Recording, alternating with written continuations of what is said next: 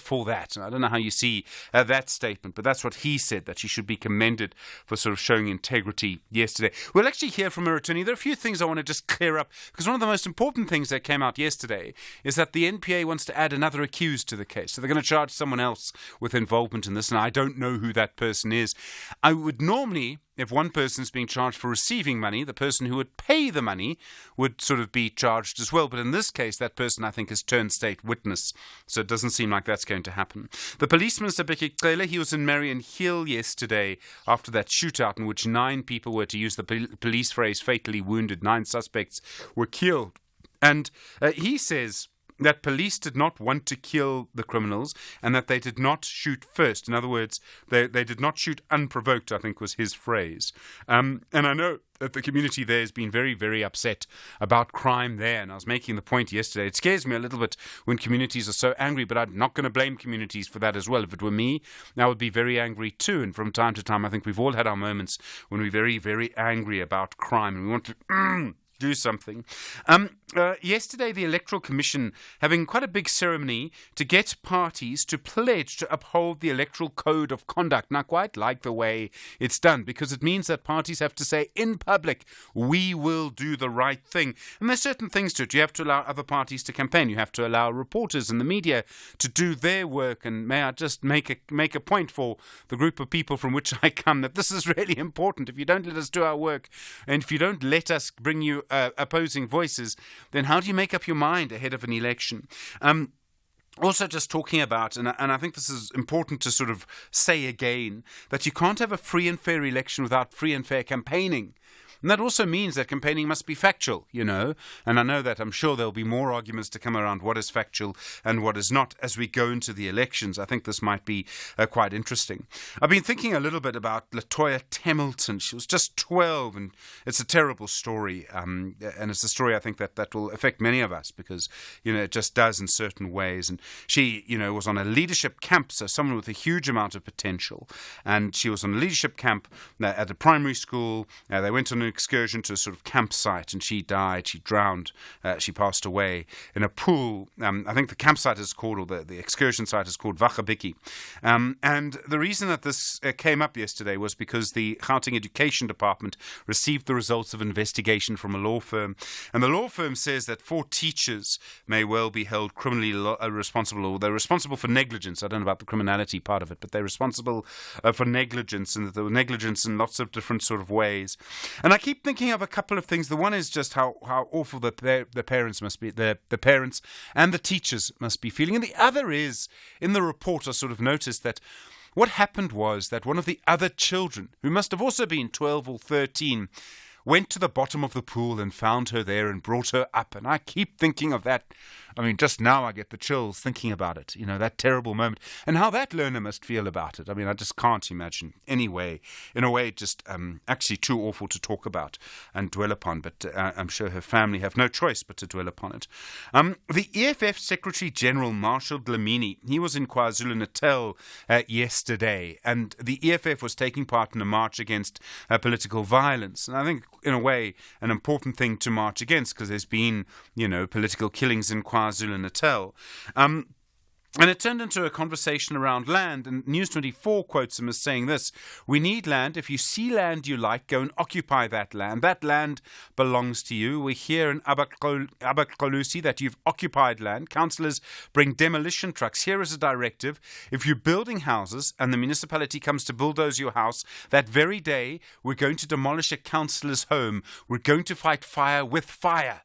That's the quote in News 24 ascribed to Marshall Dlamini yesterday. And it's quite sort of fiery language. Look, we're in an election, sort of in a way what you would expect. It gets to the heart of how we manage the issue around land and sort of restitution and the occupation of land, and how we manage land in urban areas. I know he wasn't speaking in a sort of urban area, but how we manage land in urban areas too, because you see land that's unused, you see land that's occupied. Cape Town's had big issues with this. Many places have had big issues with this. And I think there are important conversations to have there. And I know some people are going to sort of point to the fact that the Supreme Court of Appeal has said that members of the EFF can't say things like this, and that there have been various criminal charges, but still quite fiery language, I thought. And then this is the kind of thing that if you work in IT at all, you will know about this. But if you ever go to almost any retail shop and you buy a cool drink, you buy a cup of tea from someone, you do anything to do with those payment systems, sometimes the suppliers and the way everything works off programs run, and one of the big suppliers is Microsoft, and they run these programs so that companies can keep track of their sales. It's called Azure. And it's a cloud-based program, right? In other words, the information is stored on a server somewhere.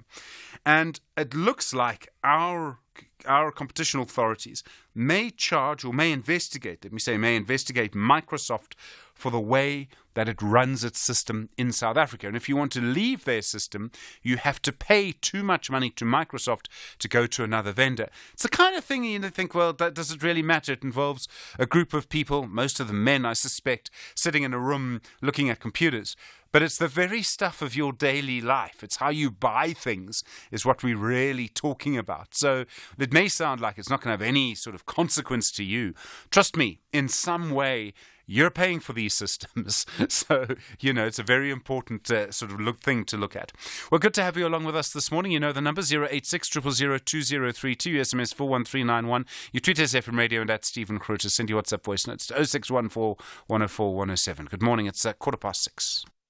Aston Villa have found comfort on the top half, and they want maximum points to retain their decent position. Pulling back, and this time, Guardiola is on! The equaliser belongs to Aston Villa! Yet the Bees want to cause havoc and deprive the Villains by registering an away victory. Wissart tried one of them in the first half, he's finished it in the second, and Brentford have turned this round. This is the Premier League. Catch the exciting clash between Aston Villa FC and Brentford FC on Saturday, 6 April at 3 p.m. Live on SABC3. Also available on SABC Plus and SABCSport.com. #We love it here. Proudly brought to you by SABC Sport. For the love of the game.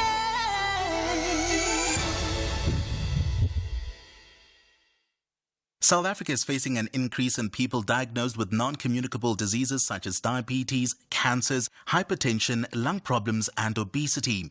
This also increases the number of people living with these diseases and mental health. Many people living with these preventable diseases may not be immediately aware unless they go for health screening and testing. It is our responsibility to invest in our healthier future through regular physical activity, healthy diets, and avoiding risky health behaviors such as alcohol and tobacco use. The Department of Health urges people to go for regular health screening for early detection and effective treatment if they are diagnosed with any of these conditions. This message is brought to you by the National Department of Health. The Daily News Diary on SAFM. And Musa, good morning. How are you doing? I'm well, thank you. How are you doing? Yeah, I'm all right. What's coming up today? It's been a busy week in the last 4 days. It has been, and we know it is election season, so always expected.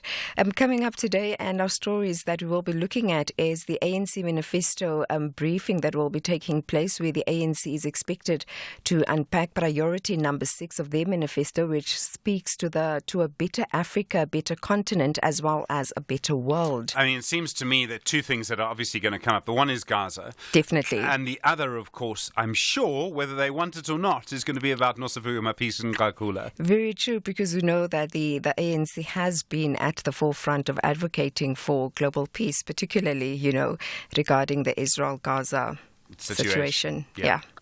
The EFF will be holding its 3-day Central Command team meeting in which it will dissect its election campaigns that's going to be taking place across the provinces. And the Deputy Minister of Police, Kessel Matale, is expected to engage with the community of Jukulane, and this is to address concerns of crime in that area. And the community engagement will see the Deputy Minister of Police as well as SAPS management address community concerns in relation to policing, which is very important. And yesterday, we saw residents of Desai settlement in Marion Hill in Durban telling the Police Minister, Bheki Cele, that they are afraid to report crimes for fear of retaliation from gangs. And this was on his visit to the community after 9 suspects were killed in a shootout with police on Wednesday. And today, the KZN Premier, Nomusa Dube-Ncube, is expected or rather will be empowering community crime fighting structures, and it is by handing over equipment such as 85 vehicles, equipment essential for patrols such as torches, uniforms, as well as safety boots. And this is also to strengthen that relationship between community crime fighting structures as well as law enforcement agencies. And then in the Northern Cape, the former ANC provincial chairperson there, John Block, is expected back in court today, and it is in connection with the multi-million rand fraud and corruption case involving the Kimberley Mental Hospital. It's an amazing story, been going on for a long time, that. And Musa, thank you very much. We'll be listening on the radio.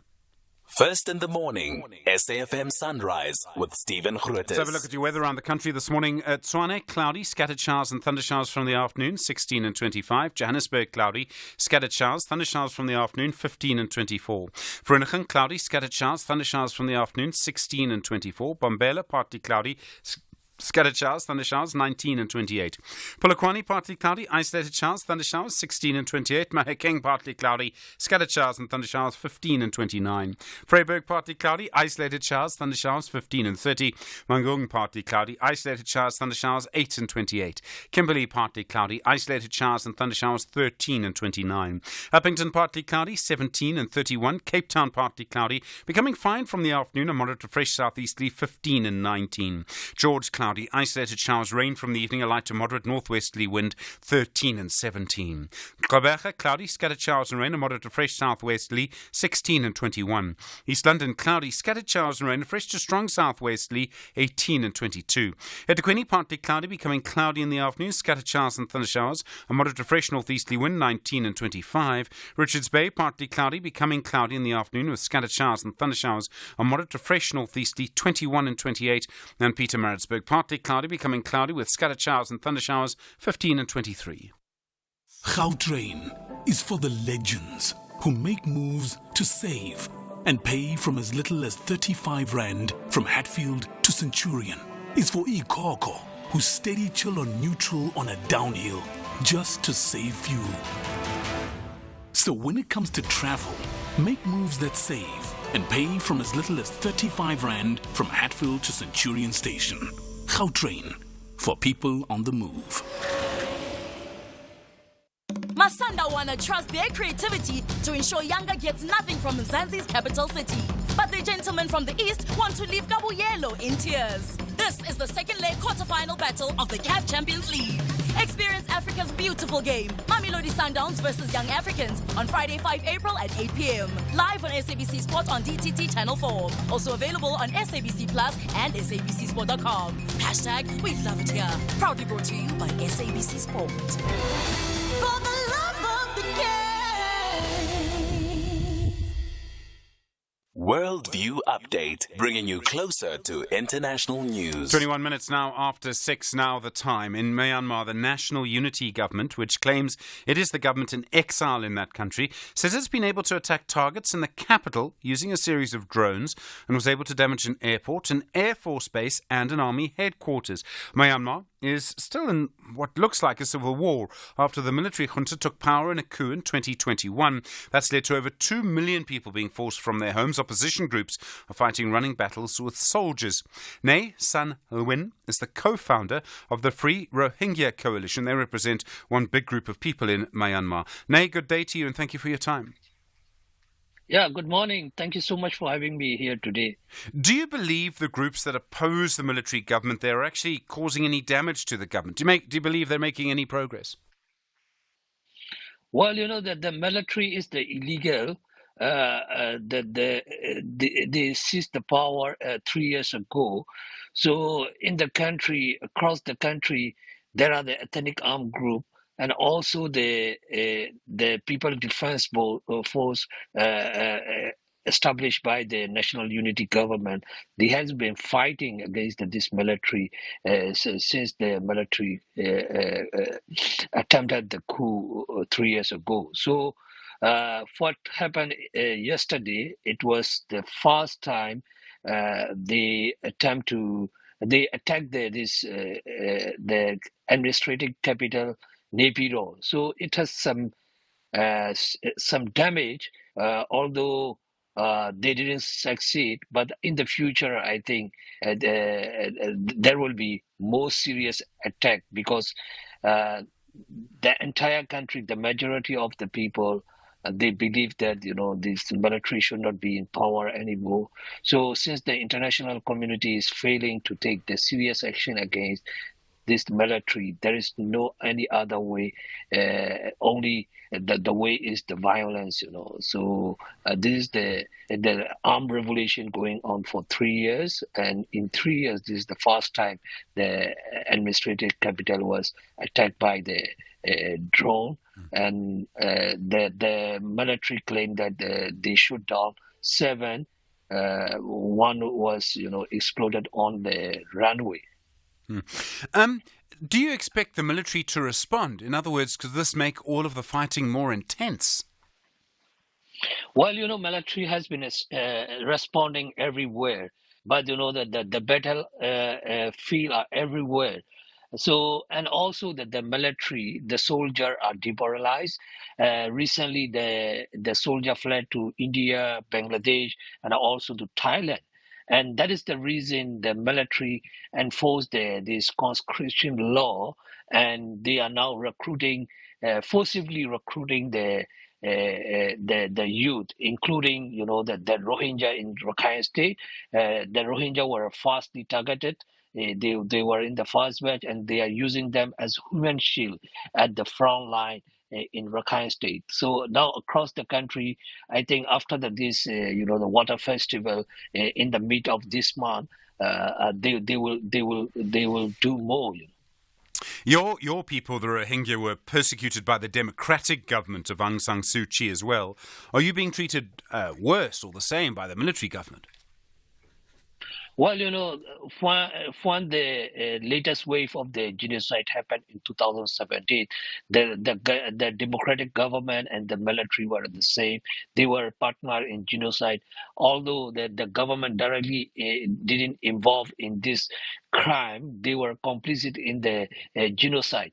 So as of now, the national unity government was formed by those people, excluding their leader and some of the leader who were jailed by the military. But the narrative has been changed, and they start recognizing the Rohingya. Although it is not the recognition of as an ethnic group at the state, they are promising that when they have the power, they will treat the Rohingya as equal as other nationality. But still, there are a lot of things need to work. But the military is staying with the same strategy and the same system, same policy. And despite the provisional measure order by the International Court of Justice, the military is not complying at all.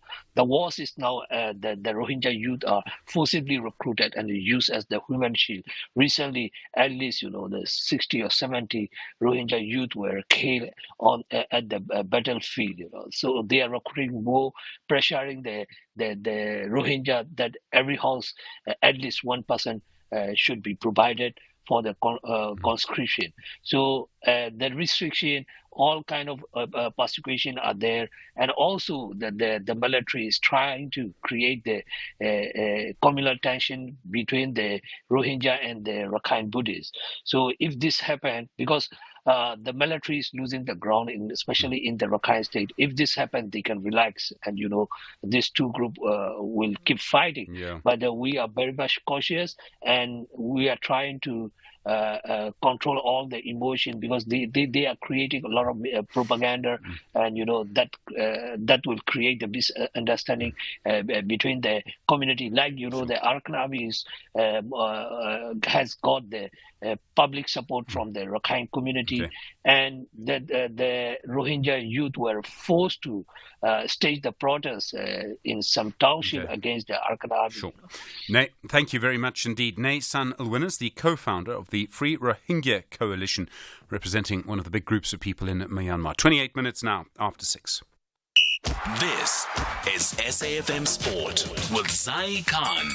Zai, good morning. Good morning. Sure, close for the Blitzbox. Oh, what a way to jumpstart the weekend. Yes, they beat Ireland 22-17 this morning. A strategic play by Shelton van Wyk scoring the first try, setting a robust pace for the Springboks. Ireland's offence struggled against the South Africa's formidable defence. The game intensified as South Africa's Zach Ward pushed forward, but a red card for that risky tackle opened an opportunity for Ireland, and with only 2 minutes remaining, the teams were locked in a fierce contest, with Ireland looking to seize the moment as the Blitzboks secured the lead and a victorious start to their tournament. Now, soccer action tonight will see Banyana and their captain Rafael Wejane saying their goal of qualifying for the Olympics remains alive ahead of their final round qualifying clash against Nigeria. Banyana will lock horns with the Super Falcons in a two-legged affair, with the first leg away in Abuja tonight, 5 p.m, the kickoff, before the second leg back at home at Loftus Stadium in Pretoria next Tuesday. More action in soccer. Alexis McAllister scored as Liverpool survived a big scare from bottom club Sheffield United to win 3-1 at Anfield and return to the top of the Premier League. Liverpool are now 2 points clear of Arsenal and have a 3-point gap on defending champions Manchester City with 8 games to go. But while those title rivals had routine wins yesterday, Liverpool went through a tough encounter. In the meantime, Cole Palmer scored in the 100th and 111th minute as Chelsea secured an epic 4-3 win against Manchester United, who themselves had to come from a 2-0 behind score. The result sees Man United remain in 6th, 9 points behind Tottenham in 5th. Chelsea move up to the top half of the table in 10th place. Boxing now. Chairman of the National Professional Boxing Promoters Association, known as the NPBPA, Ayanda Mtiti, says they have no problem with the appointment of a new Boxing South Africa board as long as it's done according to the Boxing Act. There must be clarity if as players in the sector or as players that are reflected in the Act are indifferent about what a particular section means. So court must clarify that so that we don't keep on tramping back on what appears to be clear but could be interpreted ambiguously. And that's a wrap here on Sunrise More Sport. Top of the hour, I'm Zai Khan. Zai, thanks very much indeed. More on the Latoya Templeton case in the next half an hour. You're with SFM leading the conversation. No load shedding. It's 6:30. Good morning. In the headlines, Rand Water has dismissed claims of a water crisis. This as several cities and provinces have been battling with increased water shortages and supply disruptions in recent weeks. The SABC says it owes signal distributor Centec 950 million rand, spanning over the past 3 financial years. The public broadcaster has been battling cash flow challenges in recent years amid an increasingly competitive broadcasting space in the digital era. And the Israeli government says it will allow more humanitarian aid to enter Gaza. This comes just hours after a telephone conversation between the US President Joe Biden and the Israeli Prime Minister Benjamin Netanyahu. I'll have details on these and other stories at 7. SAFM, guiding you through the rush hour traffic. It's a very busy Friday shaping up ahead of us. We mentioned some rain across Quebec, down in the Eastern Cape coastal areas. Just drive carefully, but we're also now getting reports of protesting on the Uitenhage Road. This is the R75 route. Joe Slovo area, burning tyres. We're also just getting reports of a burning truck in that area as well. So the R75, the Uitenhage Road, as you might know it, to and from Quebec, probably should be avoided and hop onto some alternative routes. The Red House route obviously will come into play there. Joburg side, 2 crash scenes this morning on the Mike 1 going north, one at Smith Street and one shortly thereafter by Empires. It's very heavy backlogging from Ormonde territory. If you're coming swinging through Uncle Charlie's, you might want to off-ramp and hit the route through Nazareth or hit the route through Boyston's. Just keep yourself moving on some local routes and avoid what is looking to be a very heavy Mike 1 from Ormonde right through almost to Parktown, passing those 2 crash scenes. There's also been a collision on the N1 South at Olifantsfontein. Traffic very quickly this Friday, pushing back towards the Brockfontein interchange. That's fully loaded. And a truck losing its load on the R50 on the N12 westbound at the R59. So coming through Alberton on your way through towards the Vaal exit. Expect some delays there. Multiple lanes are currently obstructed. Breakdown leaving Pietermaritzburg near Market Road, and a stationary truck on the N2 North just up by Spaghetti Junction. So an early start to delays there. In Cape Town, Mitchell's Plain is really struggling. There's no lights on the M7 at Samora Michelle. So that side of Mitchell's Plain is backed on multiple routes. And the other side, no lights on AZ Berman at the R300. So heavy getting out that side as well. Rob Byrne, SAFM Traffic. The business update on SAFM. Well, Jimmy Moyaha, our business show host, with us this week. Jimmy, good morning. How are you doing? Morning, Stephen. Well, thanks. How are you? Yeah, all right. Asian markets, US markets, how are they looking? Well, let's start with South African markets yesterday. They had a really good day, finishing up about 1.6%. And at the time, US markets were looking slightly in the green. But that didn't end so well for the US overnight, with the NASDAQ down about 1.4%, S&P down 1.2%, and the Dow Jones down about 1.3% as well. That negativity filtered through to the Asian markets this morning, as Asian markets are entirely in the red, not a green market in sight. Hong Kong down about 1%. Tokyo down about 2%, with South Korea down about 1% there. Indian markets down about 0.1%. Chinese markets down about 0.33%, and Philippines markets down about 1%. It looks as though there's been some profit taking there amid some of the concerns that might be prevailing in the markets at the moment. As a result of that, we're seeing that there's also softer commodities prices. Again, on the commodity side, all of the commodities are in the red at the moment, with the exception, of course, of a Brent crude, which is not a good thing for us. The gold price coming off those $2,300 high, sitting at $2,297 an ounce at the moment, down about 0.5%. As I said, all of the other commodities aren't doing much better. Platinum down about 1%, with palladium down almost 2% at this stage, silver down just over 2%. But Brent crude finally crossing over that $90 threshold, sitting at $91.01 a barrel, up about 0.4% at the moment. That's not going to look good for petrol prices at all if we keep on at this rate. Let's take a look at some currency movements. The rand against the dollar sitting at 18 rand 74, down about 0.5% there. Against the euro, 20 rand and 29 cents, slightly flat there.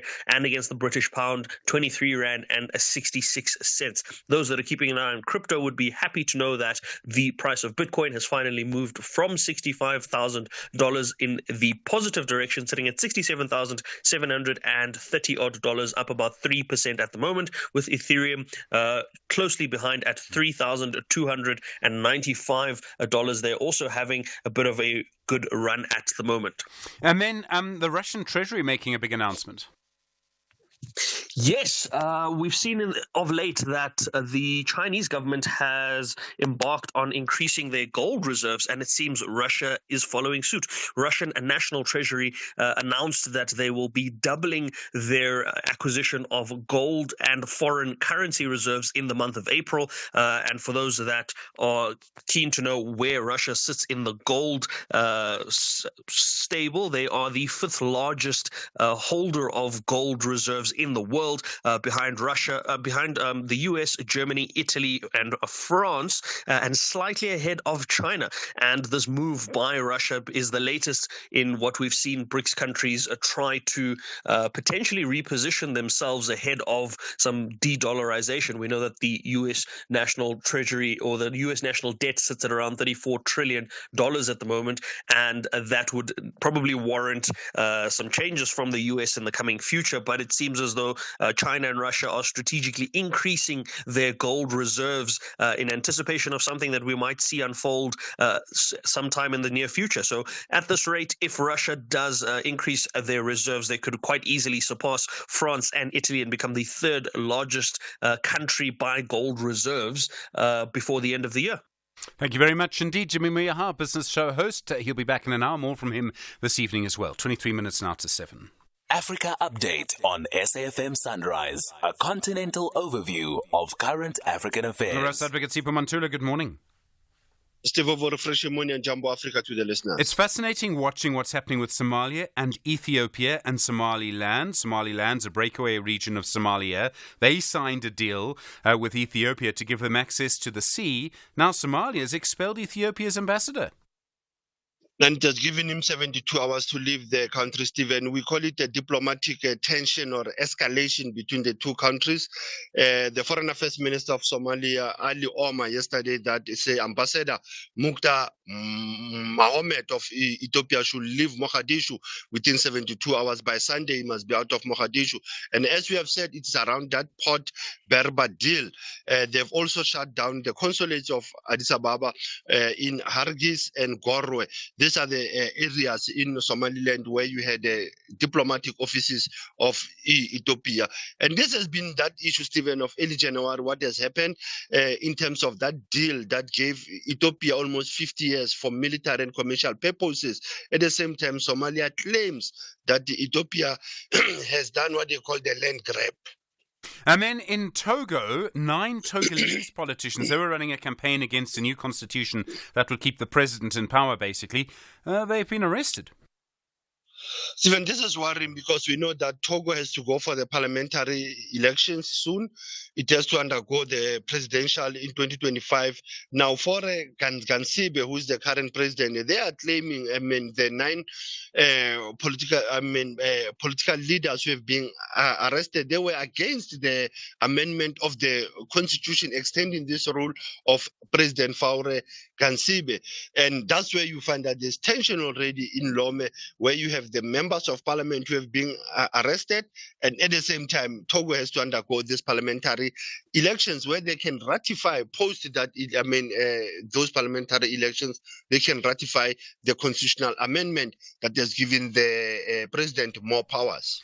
And then in South Sudan, the President Salva Kiir saying that there should not be an extension of the period of transition. He wants elections. Stephen, they want election. Remember that the South Sudan have to go for the elections towards the end of the year. But at the same time, they've been debates in parliament in terms of looking back at the dates again.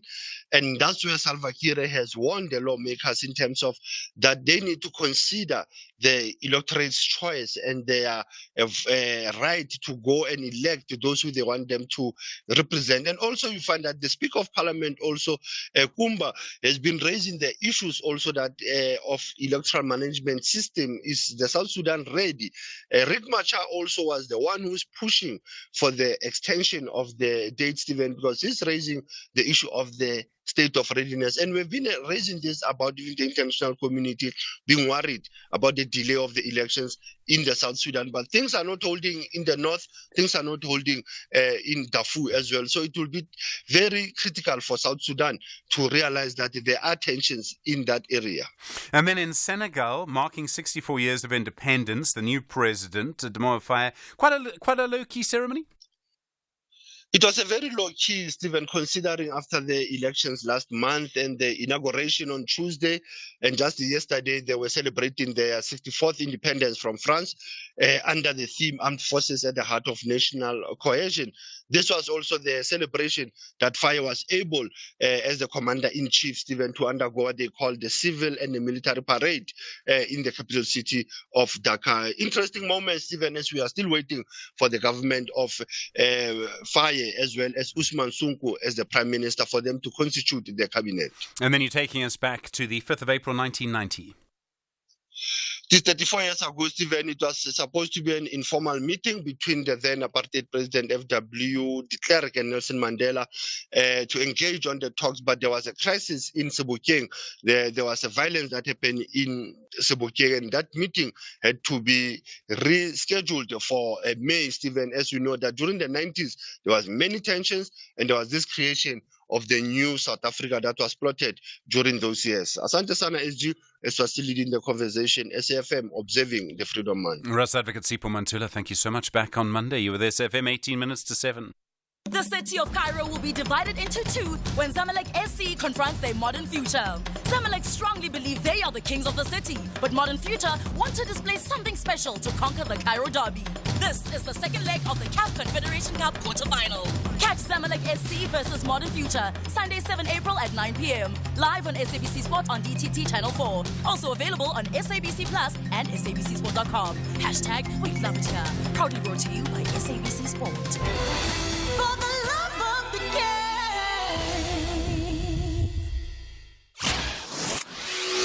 SAFM. Prime time all day long. 18 minutes to 7 the time. Good morning. The Gauteng Education Department saying it will now act against several teachers who were negligent in a way that helped to contribute to the death of 12-year-old Latoya Templeton. She was on a school leadership outing in Gauteng when she drowned in a pool, and an investigation has found the management of the facility had not provided lifeguards. There was no proper protection for children.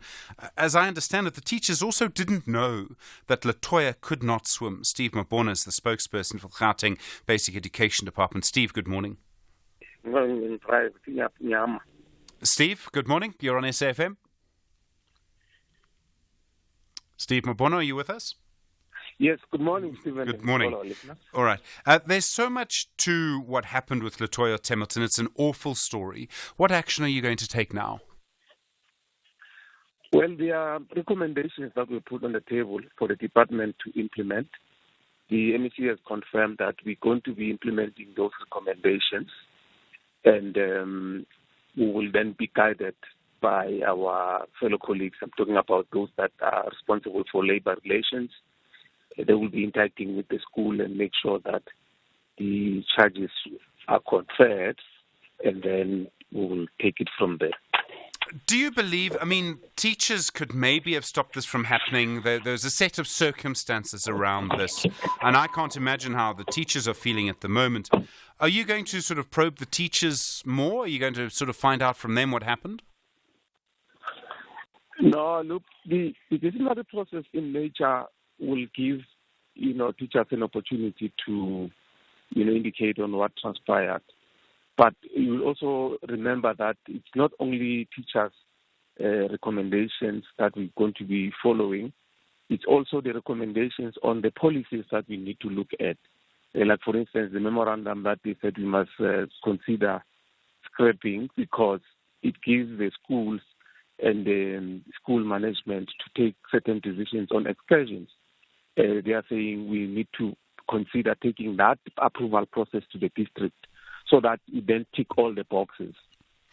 One of the issues is around the facility, and I know that I think it was Latoya's uncle who was with you yesterday, and he made the point that I think she was 1.2 meters tall, and the shallow end of the pool they were in was 1.3 meters tall. This is a crazy situation that happened. The site's called Vachabiki. Are you going to stop schools from using that site, at least, for the moment? Not only them. We're going to look at all the centers where schools are taking our children. So we will be directing all those that would be allowed to, receive our children would have been checked. We must tick all the boxes. We can't take a child to a center that they have a placard or, an indication that there's no lifeguard. They are not even there. So it's ridiculous. So those are the centers that we're going to place. And schools will go to where we will have probably produce a list of centers that we can take children to. We've seen so many stories like this, unfortunately, and every time there's a sort of sense of outrage and anger and frustration, and I think huge, deep sorrow as well. Is there a lot that you feel you need to tighten up?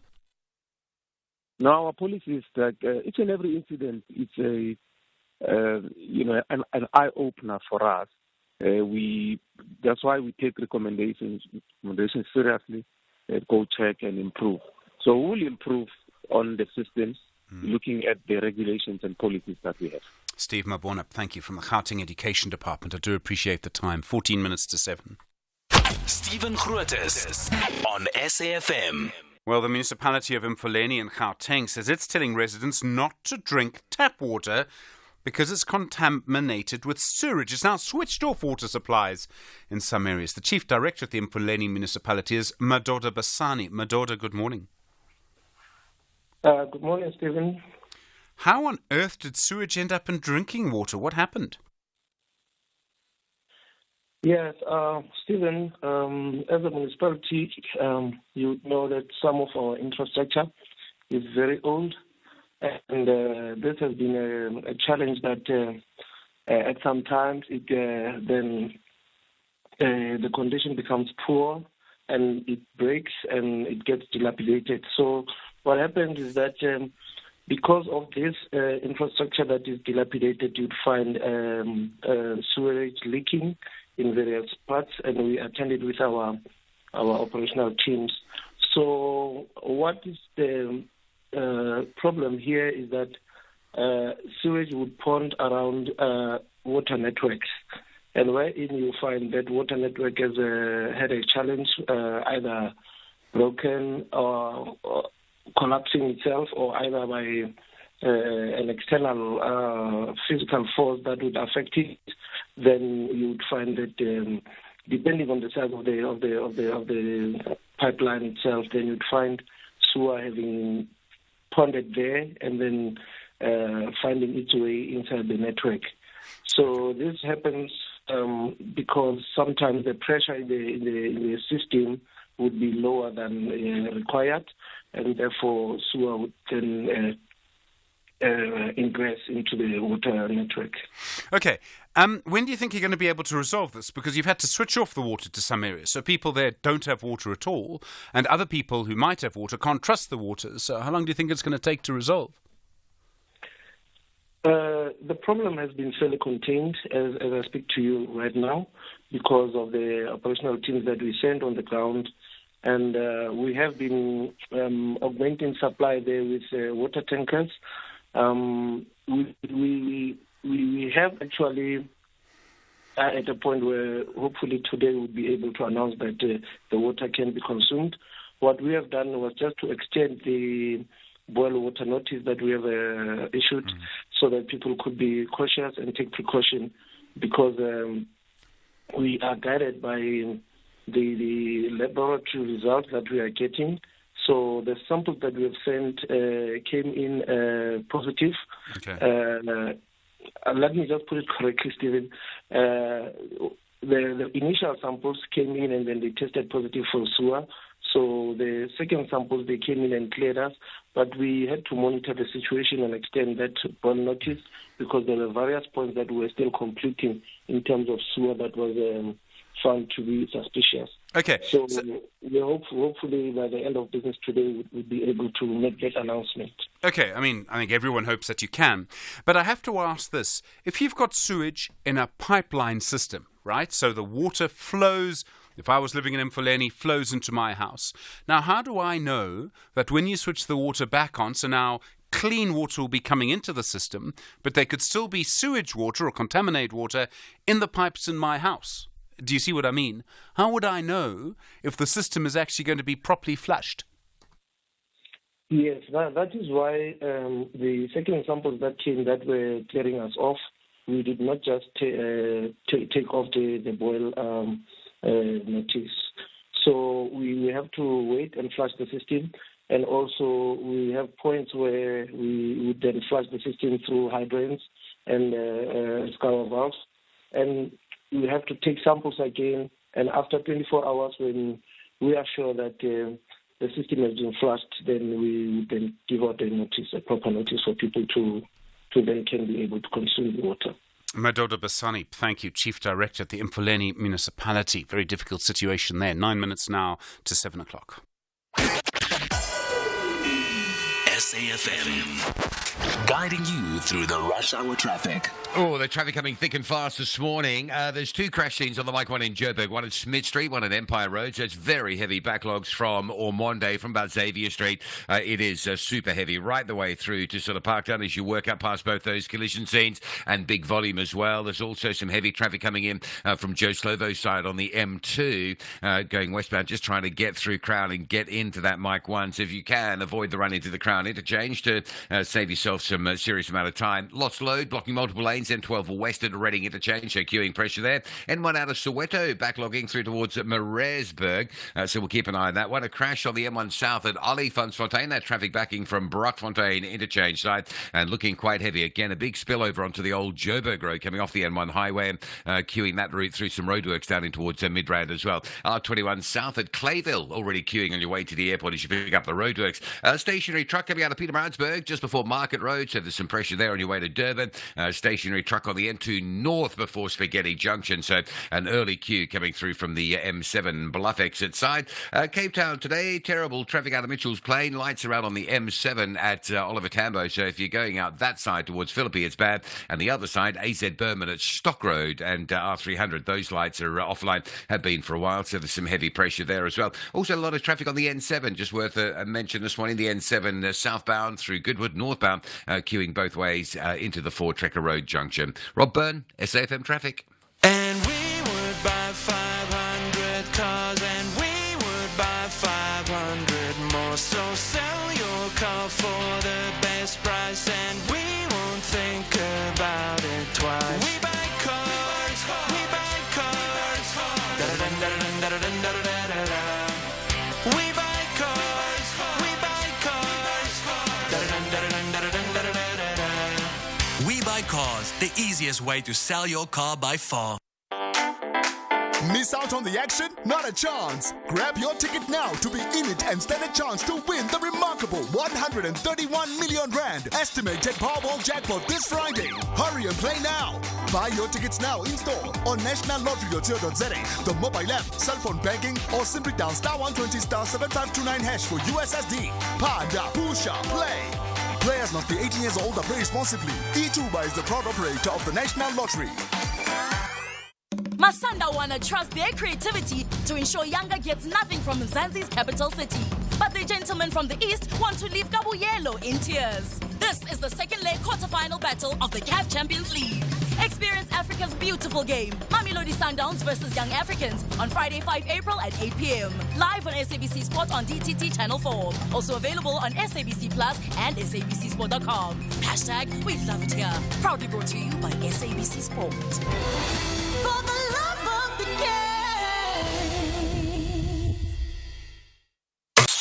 At SFM Radio and at Stephen Grootes on Twitter. 6 minutes to 7, the time. The Electoral Commission yesterday hosting the signing of the Electoral Code of Conduct that binds parties and candidates to behave peacefully during the elections. It means they must allow their opponents to campaign as well.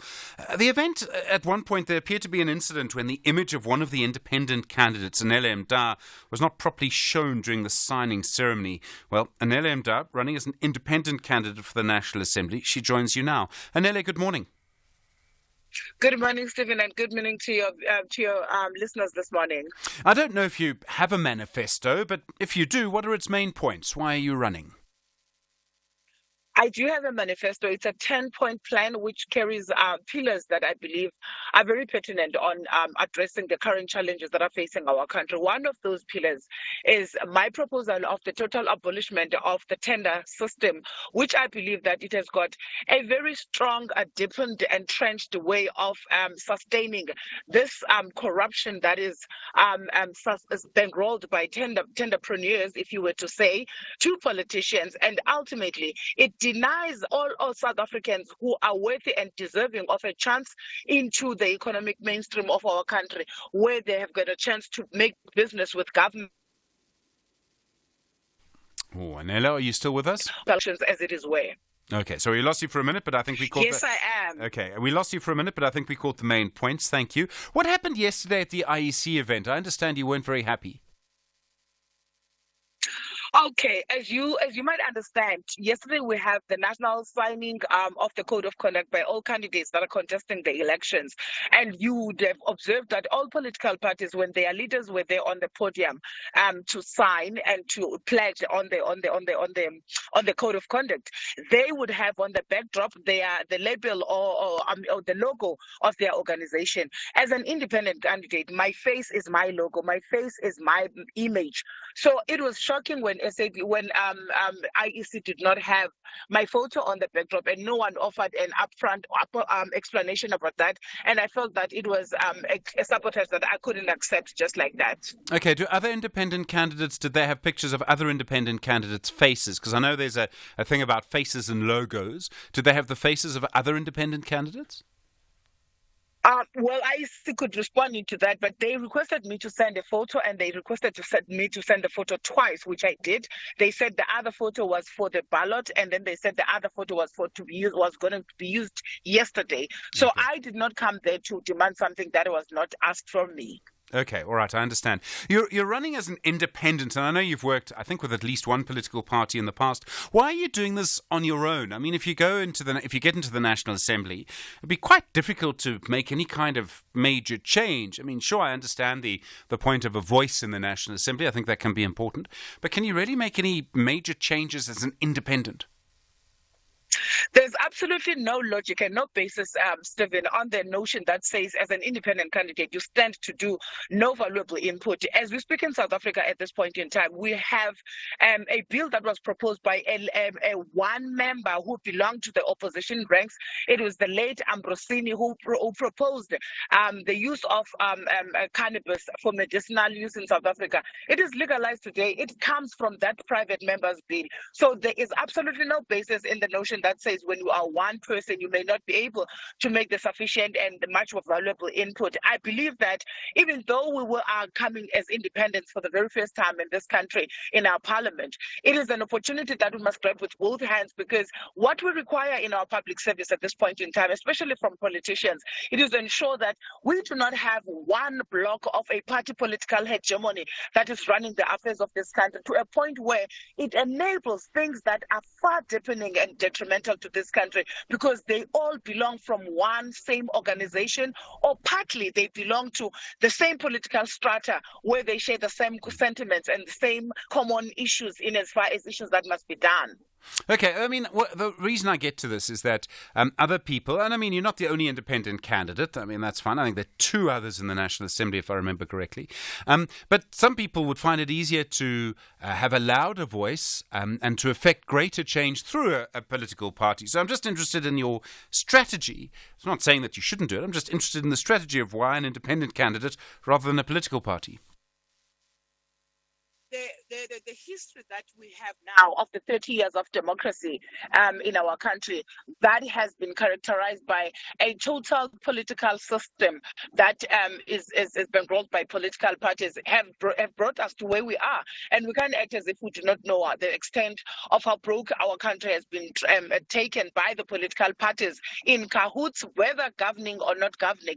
But they have been in cahoots when it comes to things that they're supposed to speak about, they speak against, and they don't do that. So being an independent candidate provides an opportunity of an independent, uncaptured voice that does not belong to the party political system, that is able to speak unashamedly on the issues that need to be spoken about. And also, over and above that, Stephen, we must emphasize the point that says not belonging to a political party does not necessarily, cannot be seen as a measure of whether one may be effective or not.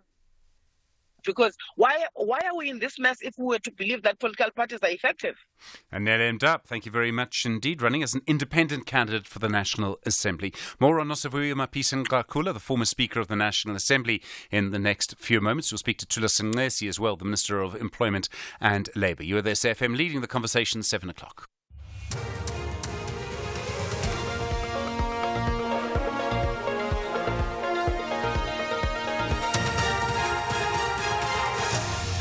In our top stories, Rand Water dismiss water crisis claims and SABC's escalating debt of signal distribution costs. Good morning. Rand Water has dismissed claims of a water crisis and dilapidating water infrastructure. This as several cities and provinces have been battling with increased water shortages and supply disruptions in recent weeks. Rand Water spokesperson Makenosi Maru. But we do upgrade, refurbish our infrastructure from time to time. Just to give an indication, we have budgeted 28 billion for the next 5 years in terms of really augmenting our infrastructure. So with regards to water, We do have sufficient water. We are actually abstracting more than the license allows us. Per day, we're abstracting over 5,000 megalitres. So we do have sufficient water. The SABC says it owes signal distributor Syntec 950 million rand, spanning over the past 3 financial years.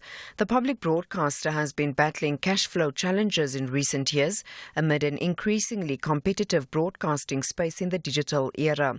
This as the SABC bill, which proposes reforms in SABC's funding model, is yet to be approved. The SABC Group CEO Nomsa Chabedi says a strategy has been put in place to ensure broadcasting continues. We have been in discussions with them where we are talking about payment plans.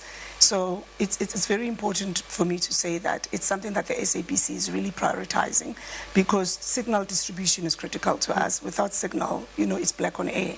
So yes, we do have those challenges, but currently you'll realize that we used to pay Syntec at some point 15 million rand. It went up to 25, but we've increased our payments to Syntec. We've put together a strategy that's really going to ensure that there is no risk when it comes to the elections, because that's critical to us. The Department of Communications and Digital Technology says the business rescue process, which is underway at the South African Post Office, will result in just over 600 branches remaining. The department earlier said there are efforts to also reduce the expected number of job cuts at the entity. The department says there will be points of presence where branches have closed to offer limited services. Minister Mondli Gungubele says he's confident the Post Office is on course to being rescued. When BRP speaks about reduction of branches, if you remember, we're dealing with the post office that has financial challenges. The interventions are to ensure that it becomes viable. Even the number of branches that it's going to have are those branches which are going to make it stays afloat as it recovers and heals, and make sure that the minimum obligations like universal service obligations are actually met. But I cannot give you the exact names of the branches, because as they work on these, they keep on finding a particular character as they deal with them. The annual Pro-Palestine Quds Day March will take place in the Cape Town CBD today. The event is held on the last Friday of Ramadan in solidarity with Palestinians. The gathering is expected to be larger than usual this year amid the ongoing war in Gaza, in which over 30,000 Palestinians have been killed. Hostilities continue despite a United Nations Security Council resolution calling for an immediate ceasefire. And finally, the Israeli government says it will allow more humanitarian aid to enter Gaza. This comes just hours after a telephone conversation between the U.S. President Joe Biden and the Israeli Prime Minister Benjamin Netanyahu. Shortly after the conversation, the White House National Security spokesperson John Kirby addressed the media. What we are looking to see and hope to see here in coming hours and days is a dramatic increase in the humanitarian assistance getting in, additional crossings opened up, and a reduction in the violence against civilians and certainly aid workers. Recapping the top story, Rand Water has dismissed claims of a water crisis. Several cities and provinces have been battling with increased water shortages and supply disruption in recent weeks. For SAFM News, I am Anne Musa. A very good morning to you in your SFM sports headlines. There's rugby action this morning. The Blitzboks triumph over Ireland with a nail-biting 22-17 scoreline, while Banyana's Olympic quest faces a Nigeria challenge. Don't miss out on the details just before 7:30. SAFM, guiding you through the rush hour traffic. Stays heavy on the M1 South through Midrand this morning. A crash at Olifantsfontein. Traffic back from Brockfontein. You'll work past that in some heavy traffic, and then you'll stand it right through to the New Road exit. R21 already queuing at Clayville. Make sure you've got extra time to get through the roadworks on your way for flight connections at the airport.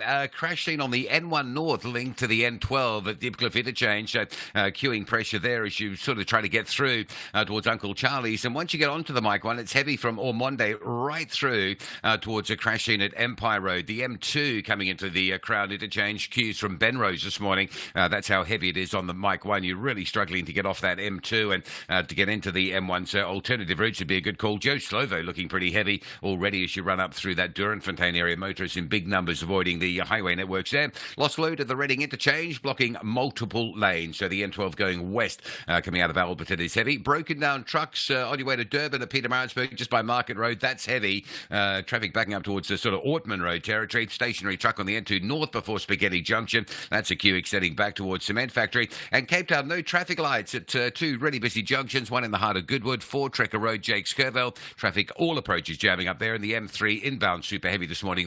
No lights at Upper Hillwood in the Bishop's Court area. Traffic already parking back beyond Constantia. Rob Byrne, SAFM Traffic. SAFM Sunrise. A vivid start to your day. 7 after 7, good morning. You were there, SAFM Sunrise, Friday morning. I'm Stephen Grootes. All right, as always, lots going on. We'll speak to Stephen May, the attorney for the former National Assembly Speaker, Nosiviwe Mapisa-Nqakula, in just a moment. Also get some legal analysis on all of this. And then Thulas Nxesi, the Minister of Employment and Labour, a big new sort of jobs program coming through from his department. I want to just check, because it seems to involve money from the Unemployment Insurance Fund, but we'll ask him and let him speak for himself in just a few moments as well. This is a good moment for you to book your slot for your story of the week. From 8:30, we'll hear from you. What for you is the most important thing that happened this week, and what happened to you this week? 086 000 2032. Mdu and Stanza are standing by. Unforgettable happens when the young and the old know they can surf, snorkel, fish, enjoy whale watching, and end the day with sundowners Neshisa Nyama. KwaZulu-Natal is a jewel waiting to happen. Ziyakhipha. With hiking, horse riding, biking, ziplining, and mountain biking adventures waiting for the fearless and the bold. Unforgettable happens here. Zwagala. Brought to you by Tourism KwaZulu-Natal. Aston Villa have found comfort on the top half, and they want maximum points to retain their decent position. Pull it back, and this time, Daniolo is on! The equaliser belongs to Aston Villa! Yet the Bees want to cause havoc and deprive the Villains by registering an away victory. Wissart tried one of them in the first half, he's finished it in the second, and Brentford have turned this round. This is the Premier League.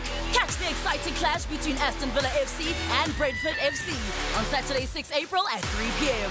live on SABC3. Also available on SABC Plus and SABCSport.com. Hashtag we love it here.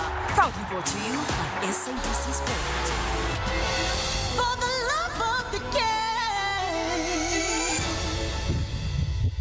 First in the morning, SAFM Sunrise with Stephen Grootes. 9 after 7, good morning. The former National Assembly Speaker, Nosiviwe Mapisa-Nqakula, now will only be back in court in June. She was released on 50,000 Rand bail yesterday following her arrest on charges of corruption. She's accused of receiving 2 million Rand in cash from a defence contractor. While Mapisa-Nqakula was the Minister of Defence, she denies the charges.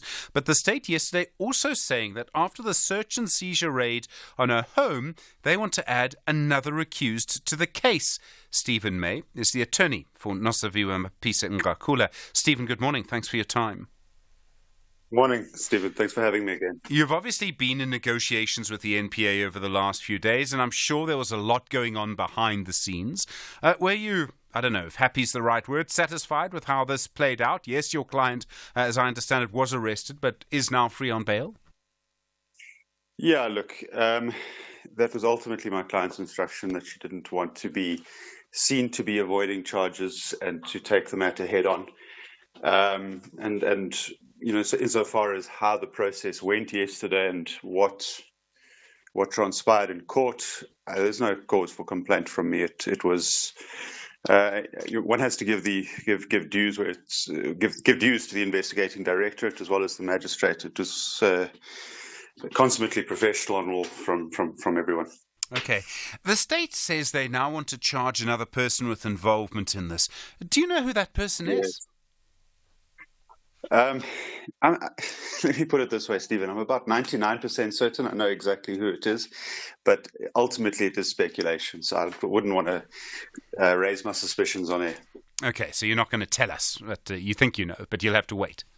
I won't tell you my suspicions, but yes. Okay. Is it another politician in some way or someone close to her? No, please don't press me. But as far as I'll say that, yes, it is. Obviously, insofar as what happened yesterday, I've said that I was satisfied and that the process was consummately professional. Insofar as what is being done now, I view it as a form of litigation in terrorem. But let me leave it at that. Okay, I can see I'm not going to get much more out of you. You keep saying the state has a weak case against her, and as I understand it, this sort of issue came up yesterday. And yet, I don't know, do you know at this stage the full extent of the case? Are you still awaiting information on that? We haven't had disclosure of the docket, but we have had a charge sheet. The charge sheet is, in certain instances, suitably coy. I mean, it also references another person, which is interesting, because they obviously knew that they were going to do what they did after bail was granted and indicate that they wanted a postponement in order to add another person to the charge sheet without telling us who it is and so on.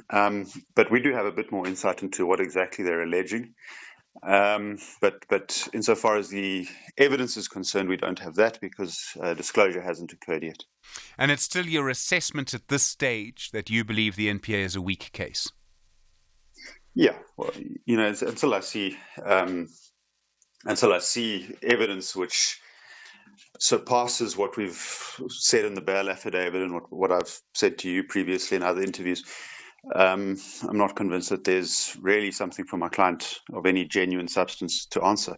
Stephen May, thank you very much indeed, the attorney for Nosavio Mapisa Ngakula. Appreciate the time. 30 minutes after 7, you with SAFM. Listening to that is Malusi Kulu, the attorney from Donda Attorneys. Malusi, good morning to you. So we now know the state wants to add another person, but we don't know who this is. I mean, the speculation is going to go into overdrive here, isn't it? Definitely. Good morning, Stephen, and to the listeners at home. Yes, well, obviously, a case of this magnitude, I mean, we're talking of millions of rands related to fraud or money laundering. So there's obviously going to be someone that will be added as an accused. The former speaker has said she's the victim of some kind of political conspiracy. If she says that in court, would she have to prove it? Well, obviously, the state has to prove beyond reasonable doubt that the criminal offense occurred. That's all that needs to happen, and she only has to poke doubts into that case.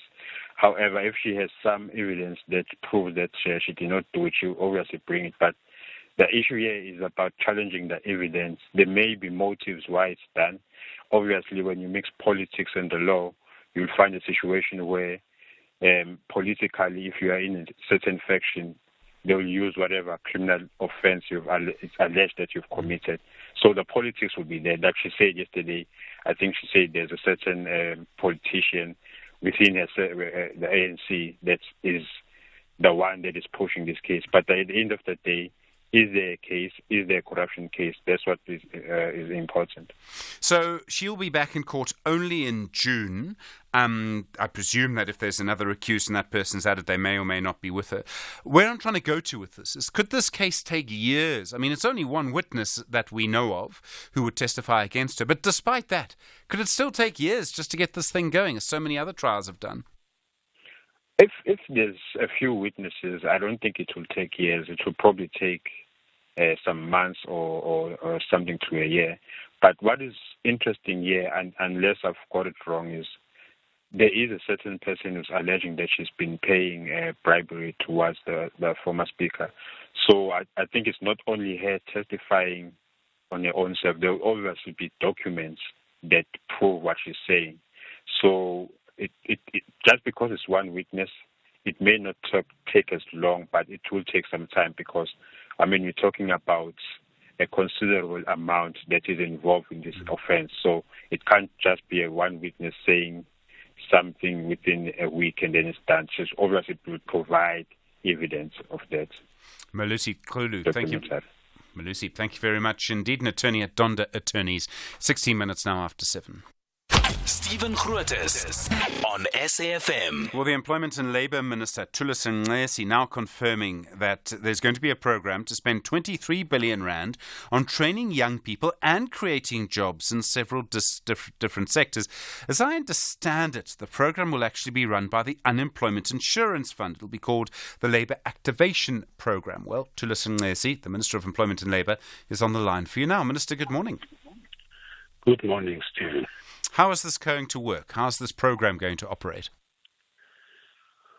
Well, this program is a program which we launched yesterday, which is building on a mandate of enhancing the employability of the unemployed through training and also enabling entrepreneurship through enterprise development.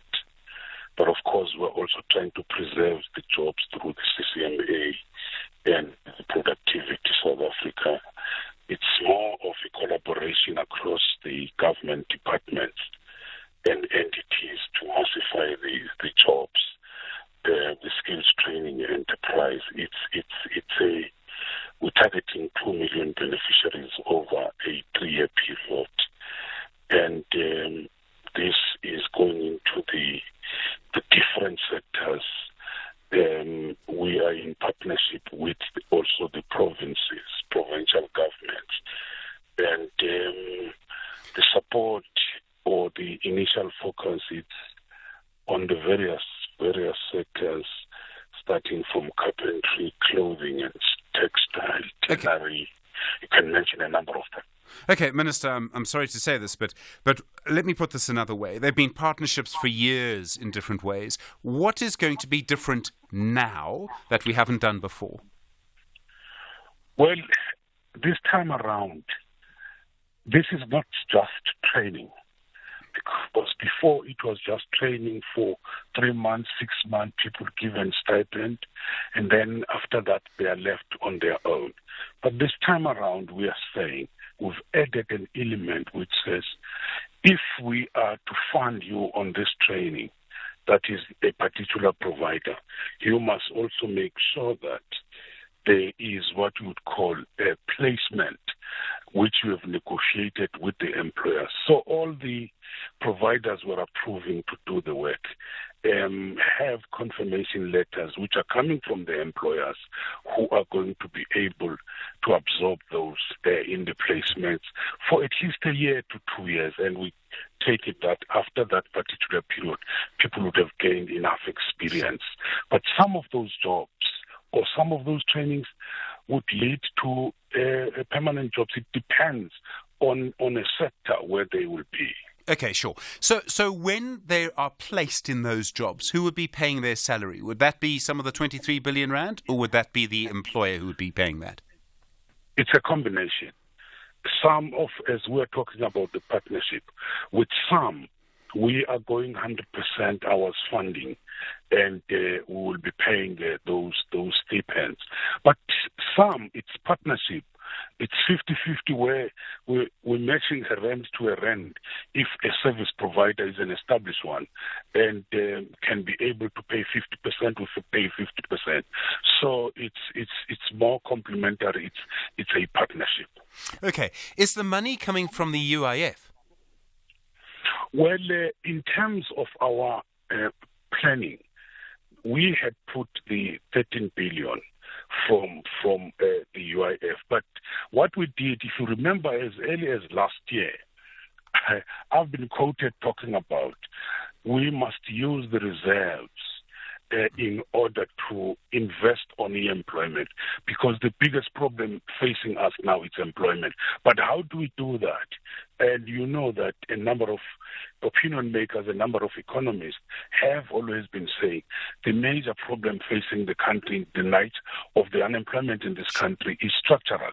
It means massive retraining and training of the people. So part of that, we have had to follow certain processes, go to Treasury in order to recall some of those investments so that we invest more on the jobs which is the biggest crisis facing us. Okay, the job of the Unemployment Insurance Fund, as I understand it, it has one purpose, which is to provide money for people who lose their jobs. So now you're taking some of that money to train young people and create jobs to subsidize their employment in some cases. Is it really wise to use that money, insurance money, for people who lose their jobs for this kind of scheme? So people who are employed are putting money into the UIF. The money is essentially for them if they lose their jobs. This money will now be going to other people, if you see what I mean. No, Steve. Initially, the UIF was meant to deal with that. And you can see that it's best known for paying out unemployment and a number of other benefits, maternity benefits.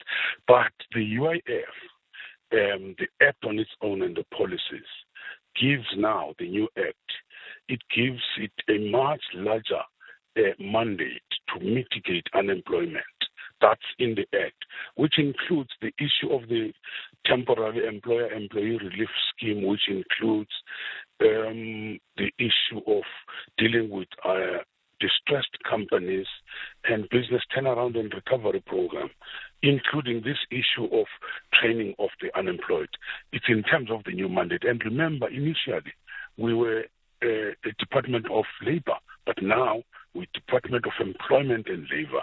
So we're trying to say, how can we be able to intervene through public employment programs, through training and so on. And that's what we're doing. It's within our mandate. Okay. All right, I accept that.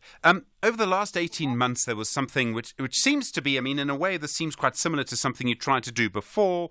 It was that big, difficult mess with a company called Tuja Holdings. And my understanding then was that this would be UIF money being used to create jobs. I think it was 5 billion rand. And, Minister, I don't want to go into all of the court cases and things. I'm not interested in that for the moment. Is this the same idea, basically using, as you say, under the Act, using UIF money to try and get people into employment? I wouldn't want to say it's the same idea. There is a reason why we had to, why I wanted to put that aside through the court processes, because it was not speaking to what we wanted to do, and there was a lot of conflict of interest. But I wouldn't want to go much into that, given the fact that that is already in the court, and you know the legal jargon, sub judice, is always there. Well, I don't accept sub judice, but that's not the argument you and I are having. I just want to be clear. So this is different to that. This is not copying that because that didn't work. This is a completely different program from what you say. It is completely different. Cool. That makes sense to me. It's 23 billion rand, you say, over 2 years. I mean, 23 billion rand is about half the military budget, half the budget for the South African National Defence Force. It's a huge amount of money to spend on 2 million people over just 2 years. It's 23 billion rand over 3 years. It's over 3 years, not over 2 years. Okay.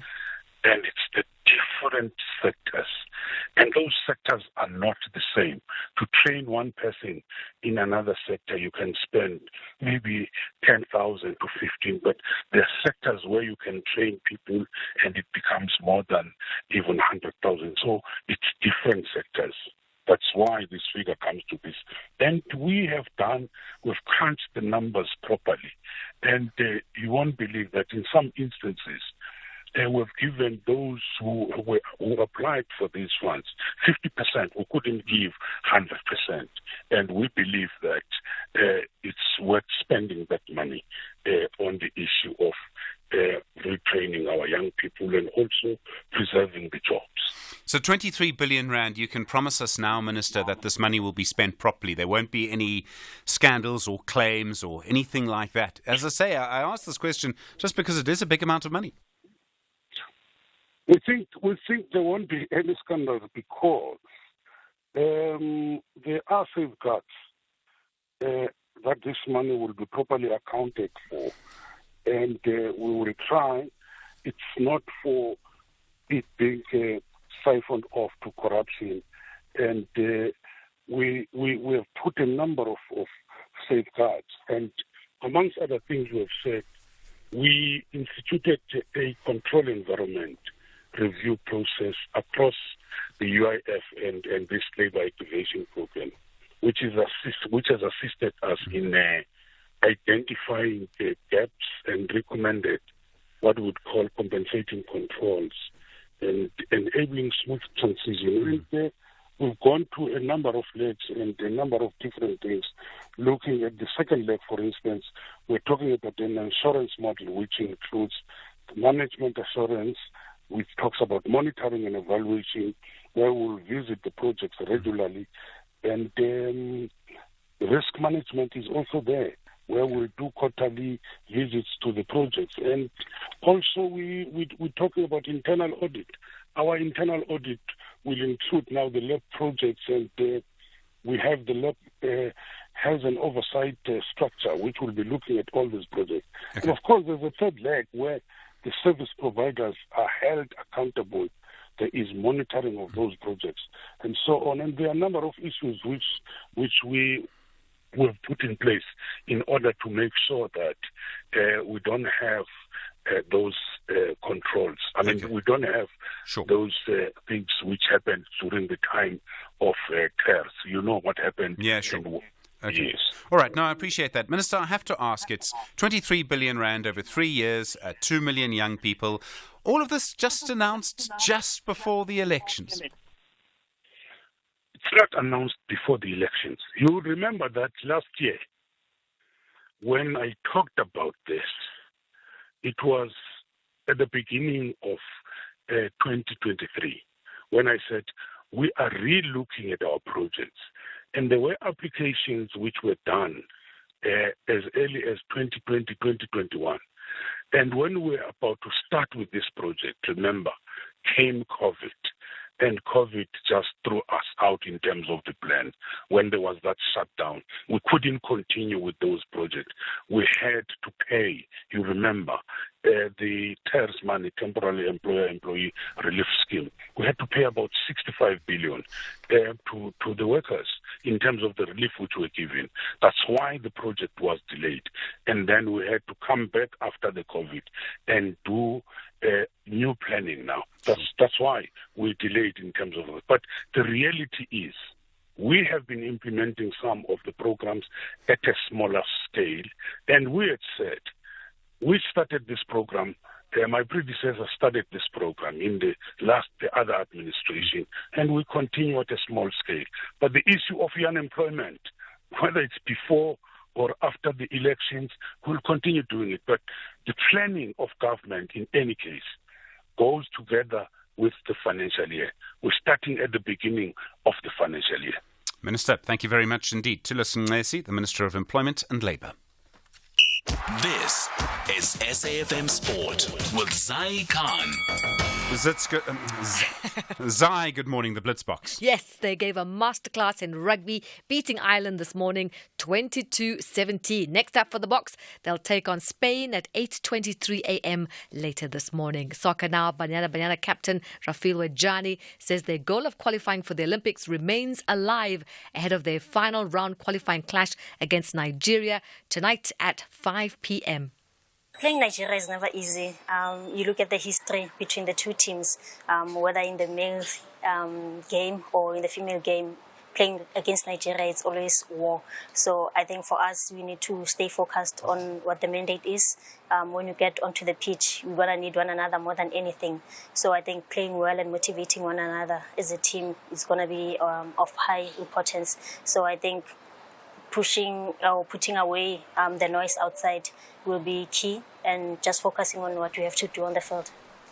More soccer action. Liverpool surviving a big scare. They, from bottom club Sheffield United, they had a win 3-1 at Anfield.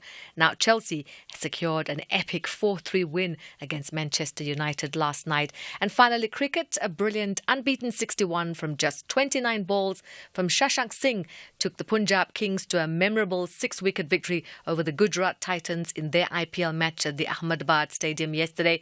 The Titans had posted a total of 199 for 4 earlier. More sport on Sunrise, top of the hour. I'm Zai Khan. Zai, thanks very much indeed. Good morning. You with SFM leading the conversation. We'll talk about how institutions can be reformed in the next half an hour, and of course look at SARS as part of that process. It's just gone 7:30 still. No load shedding. Good morning. In the headlines, the Eastern Cape Department of Education has invested over 59 million rand to improve safety and security throughout schools in the province. This campaign aims to safeguard schools from crimes and socio-economic ills. Rand Water has dismissed claims of a water crisis, this as several cities and provinces have been battling with increased water shortages and supply disruptions in recent weeks. And the Israeli government says it will allow more humanitarian aid to enter Gaza. This comes just hours after a telephone conversation between the US President Joe Biden and the Israeli Prime Minister Benjamin Netanyahu. I'll have details on these and other stories at 8. SAFM, guiding you through the rush hour traffic. It's a busy Friday. Normally you get a little gap on a Friday, but not today. There is traffic all over the place. Let's start with an update from Rebecca down in the Eastern Cape. The R75 Uitenhage Road remaining closed, protesting in a burning truck at the Joe Slovo site. As we mentioned before, the alternative route, the route that takes you from Uitenhage down through Red House and Perseverance, that's all heavily backed up. That's the alternative route that everybody that would head to Rebecca is being shipped onto. So there's a lot of disruption for your Friday morning trip wherever you're going in that side of the Eastern Cape. There's a bit of rain around the region as well. Joburg, earlier crash on the Mike 1 North at Empire Road, still backing traffic heavily from Boyson's. M2 from Joe Slovo coming into that Mike 1 mess is heavy. Also a lot of traffic avoiding it, jamming up Boyson's right up to sort of Lutuli House into CBD territory. A crash on the N12 near Ritfontein, the R21 exit. Delays coming through from Benoni. Lost load on the N12, blocking multiple lanes at Reading Interchange. So from Alberton direction Oakden, it's quite heavy. Also crash coming through Devlin, N1 North, linked to the N12 eastbound at the Deepcliff Interchange, so that's quite slow as well. Also a little crash on the M1 South at Malabongwe. Just watch for some delays after you get through Winnie Mandela exit on your way into Randburg. Traffic just slowing up to that scene. A crash and a breakdown leaving Pietermaritzburg. All of that excitement happening just before Market Road. It is very heavy from sort of Ortman Road, New England Road territory as you head to Durban through those obstructions. Broken down vehicles, one at Spaghetti Junction going north, another after the junction, so very heavy on the N2 coming through from Cement Factory territory. And Cape Town, a lot of traffic lights out. The big ones, the N7, Jake Scoville and Four Tracker right in the heart of Goodwood. You can just imagine the mess that is that N7 Jake Scoville this morning. Heavy backlogs both ways and no traffic lights for a Friday morning on the N2 at Somerset West Victoria Street. So there's quite a big backlog both ways there as well. Rob Byrne, SAFM Traffic. The business update on SAFM. Jimmy Miyaha with us. Jimmy, good morning. Asian markets, US markets, how do our markets do? How's it all looking? Morning, Stephen. South African markets had a really good day yesterday, up about 1.6% for the first time in a long time on the top 40. We saw that US markets were trading in the green for a brief period of time, but closed out in the red, largely off the back of some announcements that were made in the late hours of yesterday. So the Dow Jones closing down 1.3%, S&P 1.2% in the red, and the Nasdaq 1.4% in the red. That sentiment filtered through to Asian markets in this morning's trade, as they're all in the red at the moment, with Tokyo down 2.2%, Hong Kong down 0.4%, South Korea down 1.6%, India down about 0.1%, with Chinese markets down 0.33% at the moment. We're seeing that on the commodities front, that the price of gold is sitting at $2,298 an ounce, down just under 0.5% there. The price of silver is down 1.6%. The price of platinum down 1% at $935 an ounce there. And the price of palladium down 1.5% as well. But the price of Brent crude is up 0.5% at $91.09 a barrel. Not good for the petrol prices there at all. The rand is giving back some ground against the US dollar and the euro, down at 18.73 against the dollar and 20 rand and 28 cents against the euro, maintaining some ground against the British pound at 23 rand 65. In fact, sitting rather flat there against that. The cryptocurrency space, the price of Bitcoin is back at $66,700 an ounce, up only about 1.7%. It was up a little earlier when we spoke, and the price of Ethereum sitting at $3,268, down about 0.8% at this stage. And then all eyes waiting for the US job starter. Yes, we got US private jobs data on Wednesday that came in bang in line with expectations. We got initial jobless claims yesterday that came in line with expectations. And today we're expecting the non-farms payrolls that are going to be released in the afternoon. Obviously, the focal point around the US has been from the interest rate perspective and from the decisions that are being taken by the US Fed. And to that point, we saw that yesterday we had the Fed chair of, I think it's the Minneapolis Fed, that would have been Neil Kashkari speaking and suggesting potentially that we might not see rate cuts at all this year, which is what sent the market into a bit of a tailspin and caused U.S. markets to close out in the red.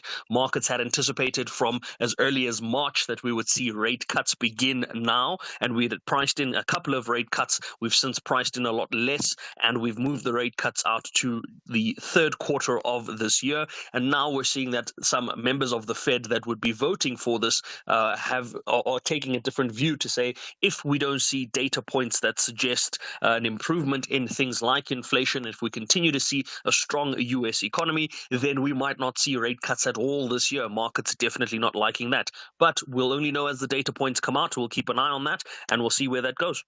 Jimmy Moyaha, thanks very much indeed. Host, of course, of our business show. More news from the business markets coming through on SFM through the day here. 23 minutes to 8. Call us on 086 000 2032. All right, good to hear from you this morning. You've heard conversations around Nosavu Mapisa Ngakula. The big jobs issue, you heard Tulis Ngesi on the line a moment ago. Richard on the line from East London. Richard, hi. Hi, Steve. How are you? I'm well. Go for it, Richard. I'm worried, Steve. There are so many of these programs. There's EPWP, there's presidential employment stimulus. There's just a lot of them, and this one is not new. We've had an experience of it. Umgeni Water, I can mention it, was contracted, and they attempted to train people, but they did not train people. All what they were interested in is to get the numbers, ID numbers, names of people. The training, that was there. There was no quality training. They employed people that were walking on the street to be trainers. The people that came to the program to look for opportunity, they were employed as trainers. Sure. So people literally, one day you don't have any job and the next day you're a trainer. You are a trainer. And they ended up not paying people. Sure. All of them. Yeah. So this thing is just I'm sorry, I hope the minister is listening. I do not know why. Every time they think of doing something, they think of scamming. Sure. Why is this like this? All right, Richard, thank you. On the line from East London. Look, I put the questions. The minister gave responses. I thought quite substantive responses. But it's up to you. It's what you believe, really, I think, is what matters. Thabo in Kroonstad, hi. How do you feel about the minister? Yeah, Stephen, the intentions might be good of government, but service providers are honestly looting the government. I mean, there's a company called Net Campus. They took people for training sometime last year, promising them that they are going to pay some stipend and place them on some workers. But that has not happened now. So I wanted to check what could be the answer from the minister, because it may be that the department is not even aware of that. But the service providers, I think there must be strengthening of the monitoring and oversight over them, because I hear as the minister speaking presentation that it's a good program, but the service providers might be failing the department big time. Yeah, no, it's an interesting question. I mean, one of the problems I think government has is there's so many checks now that it can be difficult for government to do anything. Definitely, Steve. Definitely. All right, Thabo in Kroonstad, thanks. Ladecha on the line from Polokwane. Hi, Ladecha. Stephen, how are you? Yeah, I'm well. Go for it. I'm well, man. I want to ask you a question. Sure. Look, you asked the minister as to whether are they rolling out this program because it's election year. Yeah. So because there is election, government must stop this program. Well, I asked the question and he explained that this goes back many years. I accept his response. No, but I'm saying this narrative, this question has also has been coming up from journalists to government officials and to politicians, especially MP, to say, are you rolling this program out because it is election? My big question, my worry is it because it is an election year, now government must stop providing services to the public must stop on its I don't think anyone, and I can't speak for other journalists, but I'm certainly not saying that government must stop all of their programs. I do think that I'm allowed to ask the question. If I didn't think I was allowed to ask the question, I wouldn't have asked it. But I think it's a good question. It's an unfair question because so? government is program. Hello? Why? It's an unfair question because the government is having a mandate to provide service to the people, whether it's an election or what. So the other day, I listened to on your radio station. Somebody said it's because it's election year that there is a certain budget that has been passed that has to do with service delivery. And somebody said, no, but this is because it is election year. I said, but why? So government must put arms now and stop all the programs. Police must sit at home and But Letitia, that's not what people are saying. I think it's a completely legitimate question. Let me put it another way. If the government of the Western Cape suddenly announced that it was going to give everyone living in the Western Cape 200 rand or something, or if they were going to do something, would it be fair to say, if they suddenly announced out of nowhere during this time, would it be fair for me to then ask them if it was about the elections? Giving them 2 rand for what? If, for example, the government of the Western Cape suddenly announced a big program to help to do something for people just before the elections, would it? And they'd never said anything like it before. Would it be fair for me to ask them the question? Yeah, but if it is a program that is going to solve addressing service delivery, what is the problem with that program? Well, there's no problem with that program. It's a government program. It must continue whether it's election year or not. All right. We are being unfair to government. Well, I gave them a chance to answer the question, Ledicha, because I think that's one of the questions some people might have been asking in their minds. And they answered it, and I didn't argue with them after that. I don't know what more you want. Yeah, but I think it's an unfair question. It's an unfair question. Government must just work. The government is working. It has been given mandate. It is working on its mandate. It's not because of election year. Programs of government cannot stop. All right. And budgets have been said, budgets have been passed by legislators, by everything. And money must be used and people must get services. All right. It's not because it's election year. All right, Ledicha, we've heard you. Thank you. Ian, on the line from Johannesburg, do you agree? Hi, Stephen. No. I actually wanted to ask a question, man, with regards to the UIF here. Tell me, so I want to know, back in the 90s when we used to get our salaries and we used to pay the UIF, I remember back then when we finished off our work, so after about 3, 4, 5 jobs, you could go and draw unemployment from all these companies. Late 90s, they changed that, and they said that, listen, even if you work for 30, 40 years at a organization, you would only receive remuneration from the UIF for the last 4 years. And I mean, it's your money that you've paid in. Yes. You've worked for it. Why does government get the right to just take that over 36 years? It's theft. Ian, that's how I look at it. Yeah, Ian, from what you've said, I mean, I can't argue with you. I can't disagree with you. I don't know the full facts of it, but it does seem unfair somehow. It's literally daylight theft, because at the end of the day, we've got people complaining about politicians doing X, Y, Z. Why do we even have? You know what? If I can just jump quickly to the IEC, we've got politicians that's been accused of corruption and all kinds of things with their parties. Sure. Why do we give them a foot to stand and to say, listen, I'm going to be part of the elections with my party? Yeah, but you've got cases against you. Yeah, no, well, Ian, I mean, that's a slightly different question, but I hear the point, and the law is the law, and the Electoral Commission has to uphold it. Ian on the line from Johannesburg, asking interesting questions. Thank you. Masanda wanna trust their creativity to ensure Yanga gets nothing from Mzansi's capital city. But the gentlemen from the east want to leave Kabuyelo in tears. This is the second leg quarterfinal battle of the CAF Champions League. Experience Africa's beautiful game, Mamelodi Sundowns versus Young Africans, on Friday, 5 April at 8 p.m. Live on SABC Sport on DTT Channel 4. Also available on SABC Plus and SABCSport.com. # we love it here. Proudly brought to you by SABC Sport. For the love of the game. South Africa is facing an increase in people diagnosed with non-communicable diseases such as diabetes, cancers, hypertension, lung problems and obesity.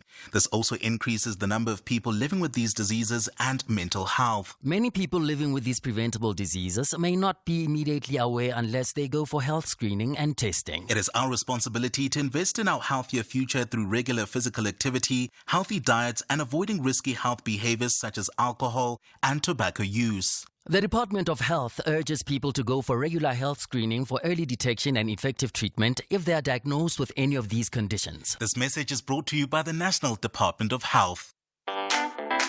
Miss out on the action? Not a chance. Grab your ticket now to be in it and stand a chance to win the remarkable 131 million rand estimated Powerball jackpot this Friday. Hurry and play now. Buy your tickets now in store on nationallottery.co.za, the mobile app, cell phone banking, or simply dial *120 *7529# for USSD. Panda, Pusha, play. Players must be 18 years old and play responsibly. eTuba is the proud operator of the National Lottery.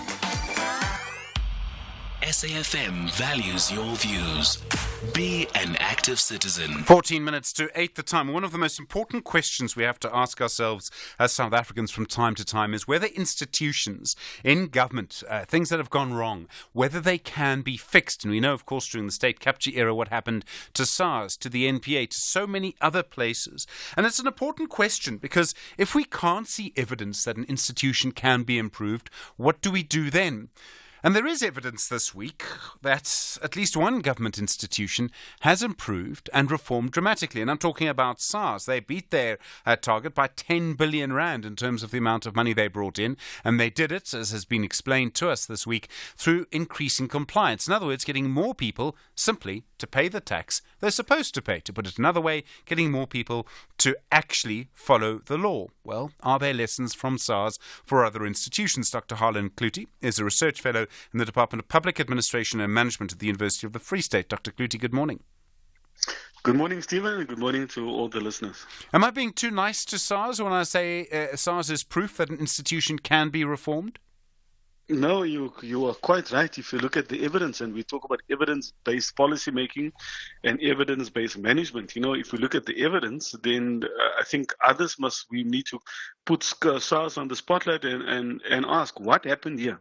Why did it happen, and what do we learn from it, and how do we ensure that the learnings from that we build that back into the system? So certainly I am fascinated from an academic point of view to really go look at what are the lessons. My suspicion is that it is leadership. Leadership makes all the difference.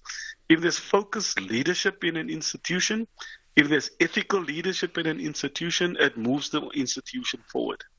It's also about attracting people, and this was one of the problems SARS had, was it needed to get people to come back.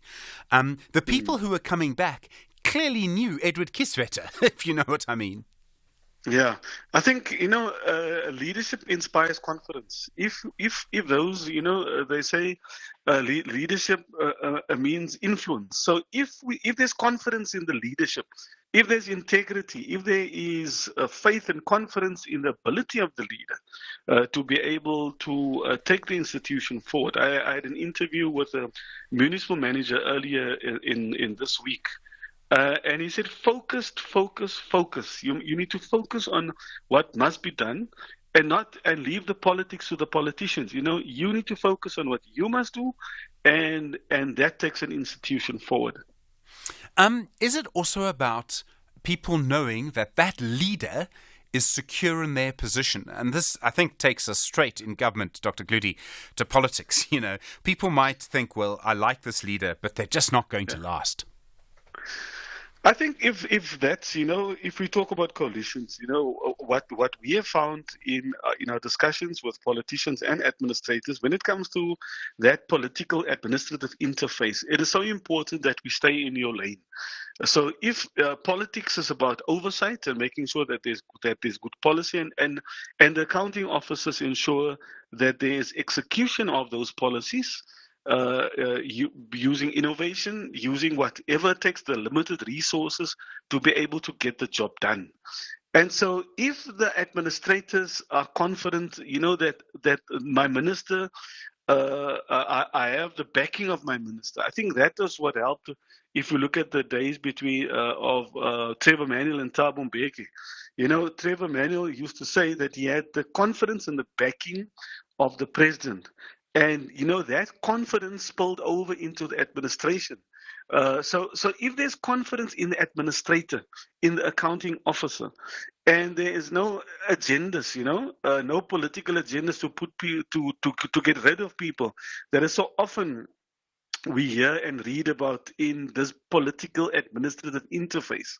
So that stability certainly creates a confidence in the rest of the team, because it is not one person that leads this miracle. I think it's a team effort, to make an institution functional and capable. It seems to me that some institutions are more vulnerable, susceptible, more likely to be targeted for political interference than others. And a great example of this is the NPA. Could it be also that our politicians recognize that without SARS, there's just no money for government? Whereas for things like the NPA or other institutions, then maybe it's going to be harder to get the political backing you need, or the political certainty, or the independence that you need. Yeah, I listened to the talk that former President Thabo Mbeki gave the other day, and he tried to analyze, the trajectory over the last 30 years. And he said it sometimes boggles the mind that you have ministers, or if you take SARS for example, you say the Nugent Commission concluded there was a deliberate attempt by political leadership to destabilize SARS. Now he says, how can it be that from one political party you have conflicting messages? I think sometimes it's malicious from certain individuals to destroy institutions for their own benefit. That is what the Zondo Commission has put on the table, the evidence it has provided. And so if there is focus on what must be done, if you look at what the National Development Plan, for example, concludes, it is this collaborative effort between different stakeholders to make sure that our state is capable and to be able to deliver on the promise of 1994. So capable leadership, a institutional environment that sends a very strong message that we are professional. The work must be done so that we deliver the promise of 1994. Do you think the success at SARS will rub off onto other institutions? I certainly hope so. That's why I'm saying we need to do a case study on SARS and say, what is happening here? What can we learn from this? And how do we ensure that other institutions take these lessons forward? If it is because of a stable political administrative environment, which some argue is the main ingredient, because if there is beef or if there's animosity between the political head and the administrative head, it's always a recipe for disaster. And so we need to go and find out, what is happening here, and to learn these lessons so that other institutions become functional. It is in our interest that this country works and that we get on with the business to deliver the promise of 94. Dr. Harlan Klute, thanks very much indeed. Research Fellow in the Department of Public Administration and Management at the University of the Free State. SAFM, guiding you through the rush hour traffic.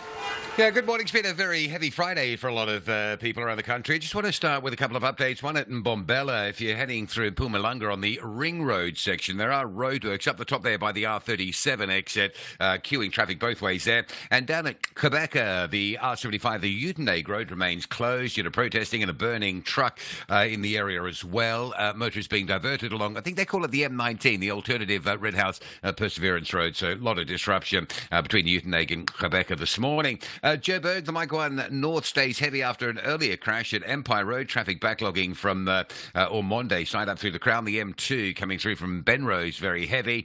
Queues almost back as far as Denver this morning on the M2. That's a bad one. Just trying to get into the Mike 1 North. Had a lot of traffic bypassing that and clogging up the run through Boysons up in towards CBD on Boysons Road onto Pixley Kissimmee. The N1 North, a crash at Dipcliffe. In fact, both ways on the M1, queuing through the Dipcliffe interchange towards the N12. Lost load on the N12 West at Reading interchange train still causing a big delay from Alberton as you head out towards the sort of Oakdean side, if you like. Durban, the N2 going north has been a route under pressure today with some breakdowns. The latest is a stationary truck before Spaghetti Junction. Not the latest, but it's still there. So the N2 backlogging beyond the M7. The M7 to Bel Air Wakesley is quite heavy as well today. Crash on Umgeni Road near Connaught Bridge, causing some delays if you're Durban bound. And Cape Town, two really big traffic lights out of action this morning. One is right in the heart of Goodwood. Jake Scurville Drive at 4 Trekker Road. You can imagine the mess that is that part of Goodwood. And no traffic lights on the N2 at Somerset West Victoria Street. So Friday morning volumes in and out of Cape Town getting quite heavy queues that side as well. Rob Byrne, SAFM Traffic. Masanda wanna trust their creativity to ensure Yanga gets nothing from Mzansi's capital city. But the gentlemen from the east want to leave Kabuyelo in tears. This is the second leg quarter-final battle of the CAF Champions League. Experience Africa's beautiful game, Mamelodi Sundowns versus Young Africans, on Friday 5 April at 8 p.m. Live on SABC Sport on DTT Channel 4. Also available on SABC Plus and SABCSport.com. Hashtag we love it here. Proudly brought to you by SABC Sport. For the love of the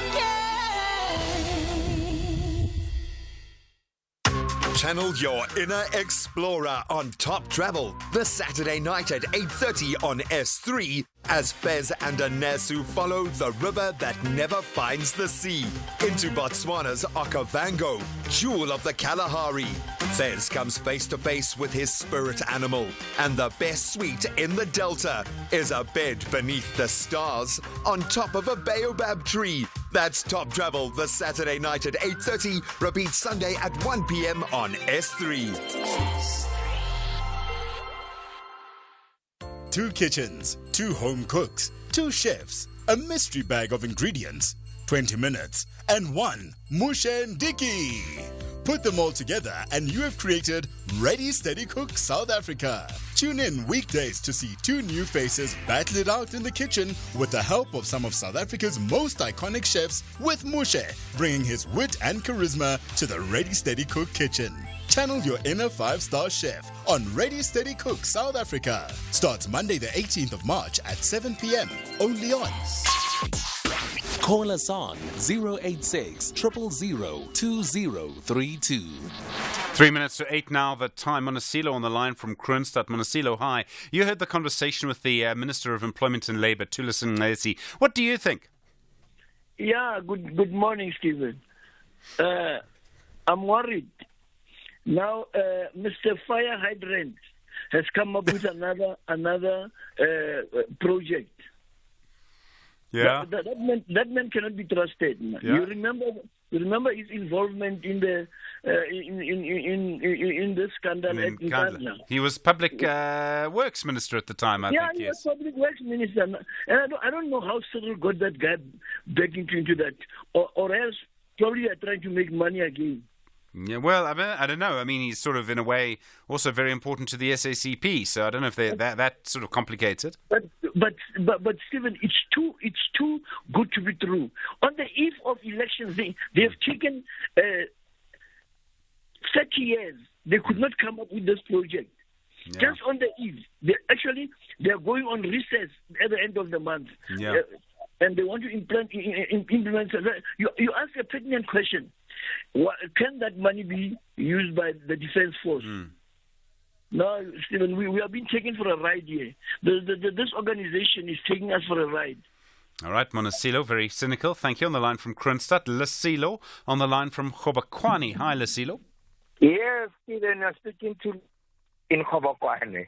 Go for it. Not Lesilo Rula. Yeah, Stephen, I think, Stephen, look, a person is saying to you, for 30 years, government has not come up with this kind of a program to address unemployment. But you are not telling him, for almost 30 years, we've been having elections. If we did not come up with this program and coming up because there is an election, we have not even come up, because in 30 years' time, we have so many elections. So, but that's not my issue, Stephen. It's about the shootings in Marine Hill. We just want to say to Commissioner Nhlanhla there, Ngatam Konasi in KwaZulu-Natal to say, you have done a wonderful job. Our people have been suffering throughout the country. The mafias are in control of our communities, the gangsterism. So we want to make sure that we send a message to the criminals out there. that we will not tolerate criminal activities anymore as government, and want to make sure that we create a safer communities.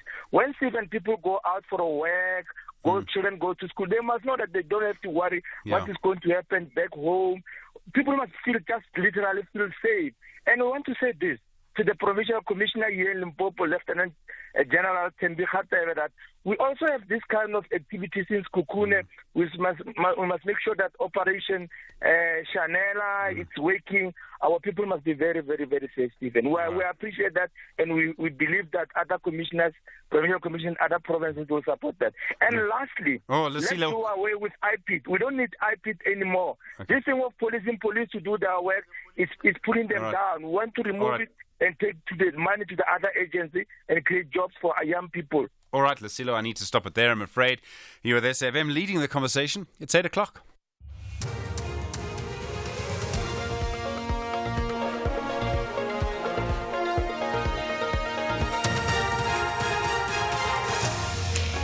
In our top stories, over 50 million rand invested to improve safety at Eastern Cape schools, and water crisis claims dismissed. Good morning.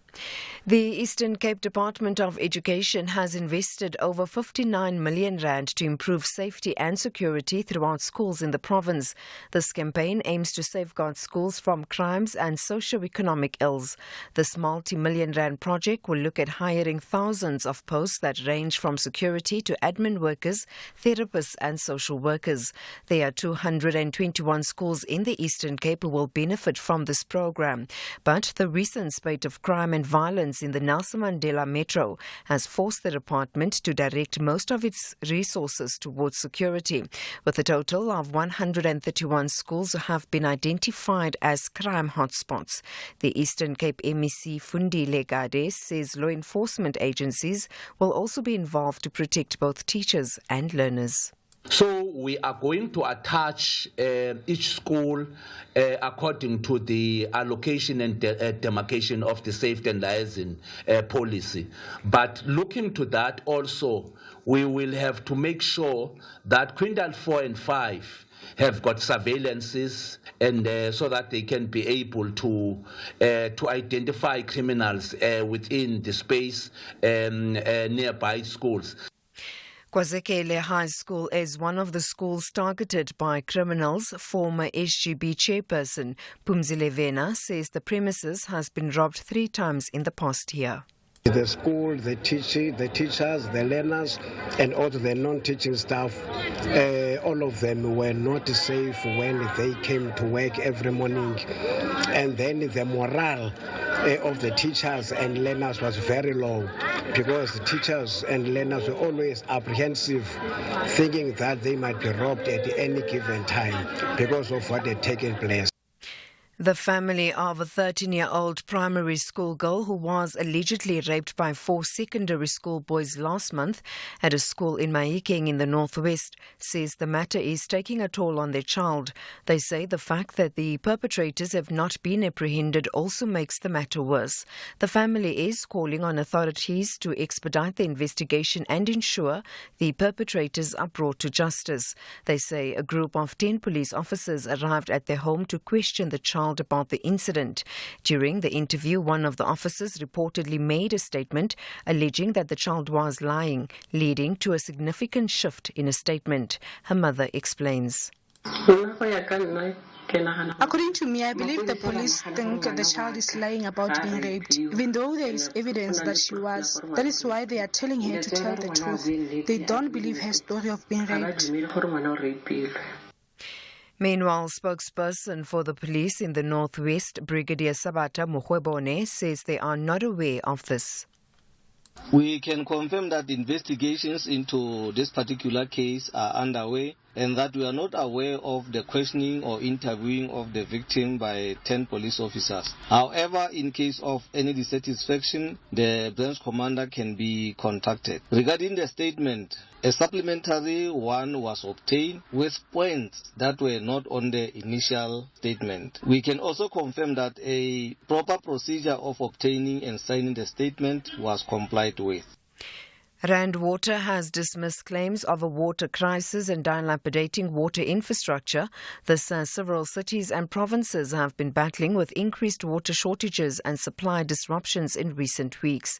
Rand Water spokesperson Makinosi Maru explains. But we do upgrade, refurbish our infrastructure from time to time. Just to give an indication, we have budgeted 28 billion for the next 5 years in terms of really augmenting our infrastructure. So with regards to water, we do have sufficient water. We are actually abstracting more than the license allows us.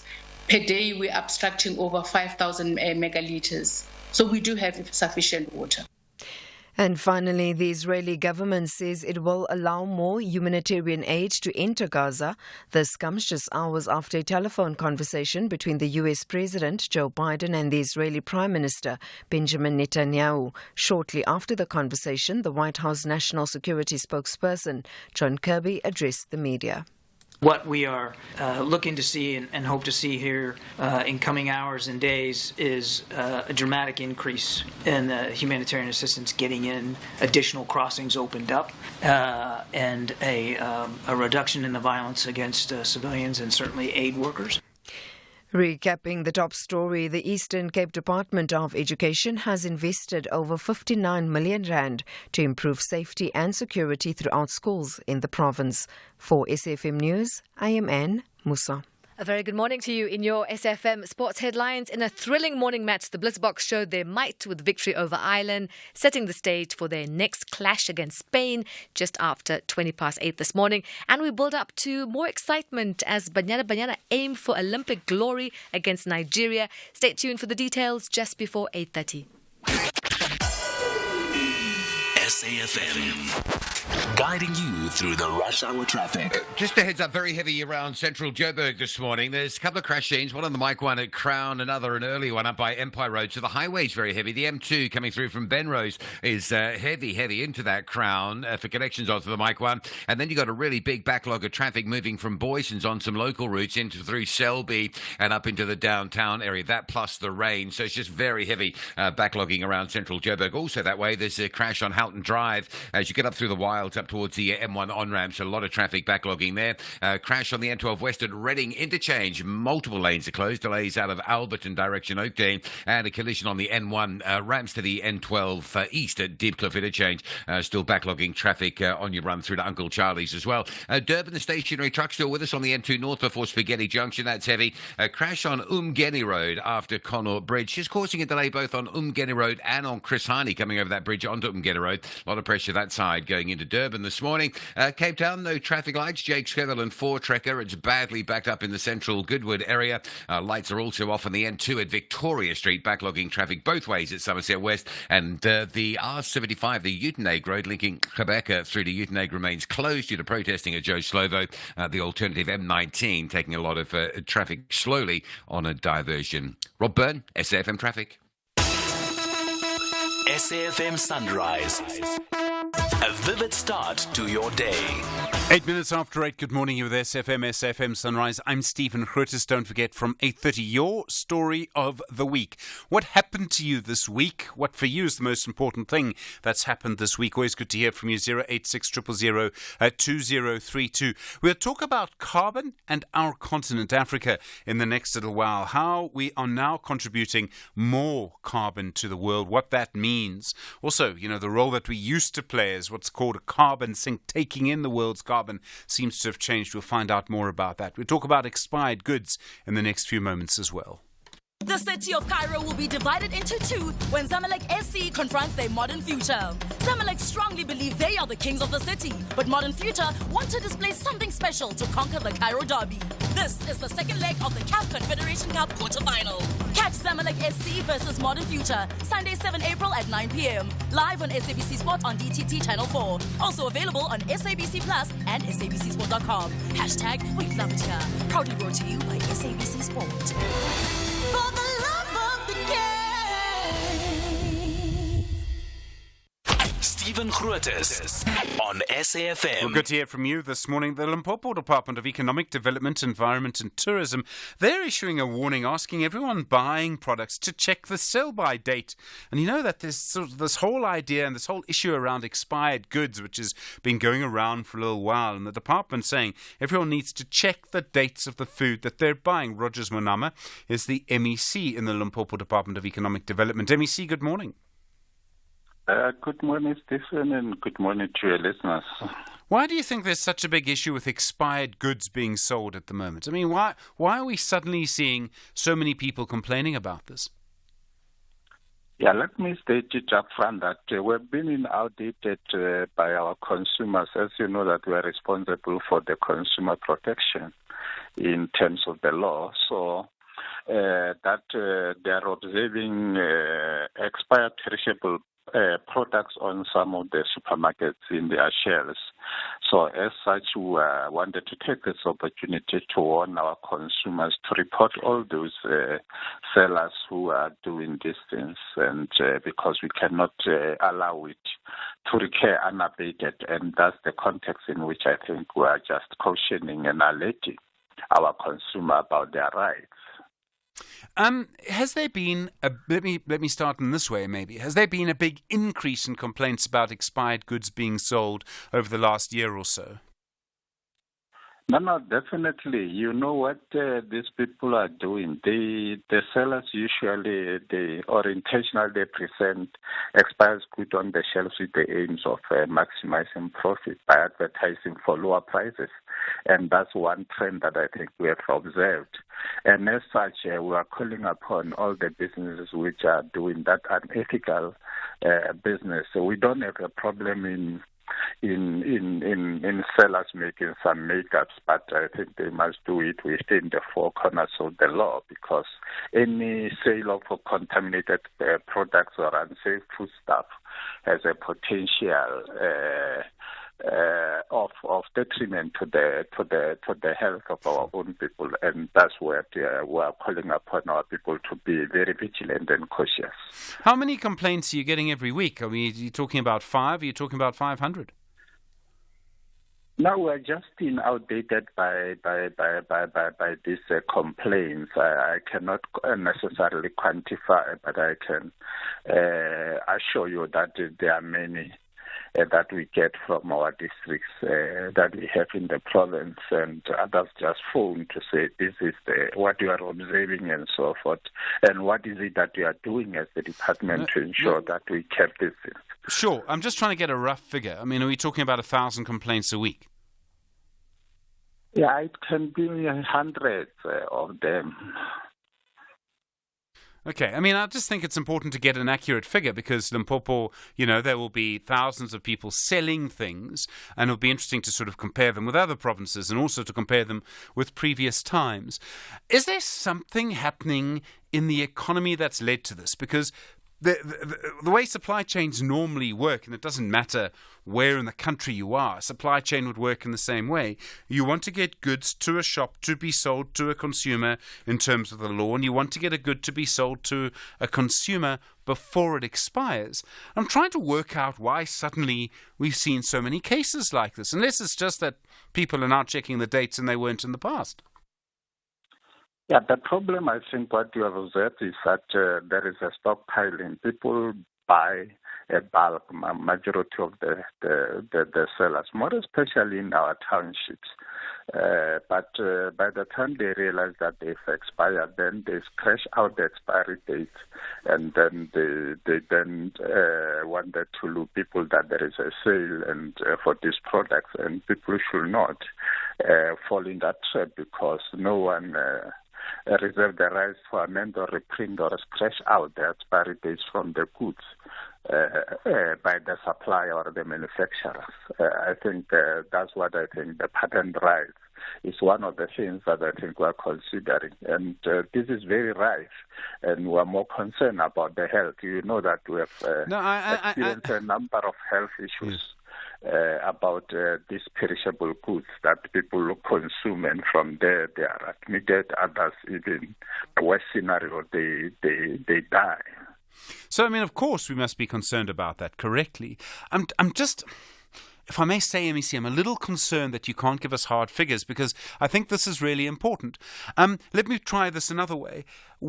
So when you find and when someone complains, you obviously investigate if you can. I know you probably can't investigate every complaint. How many people have you prosecuted for doing this?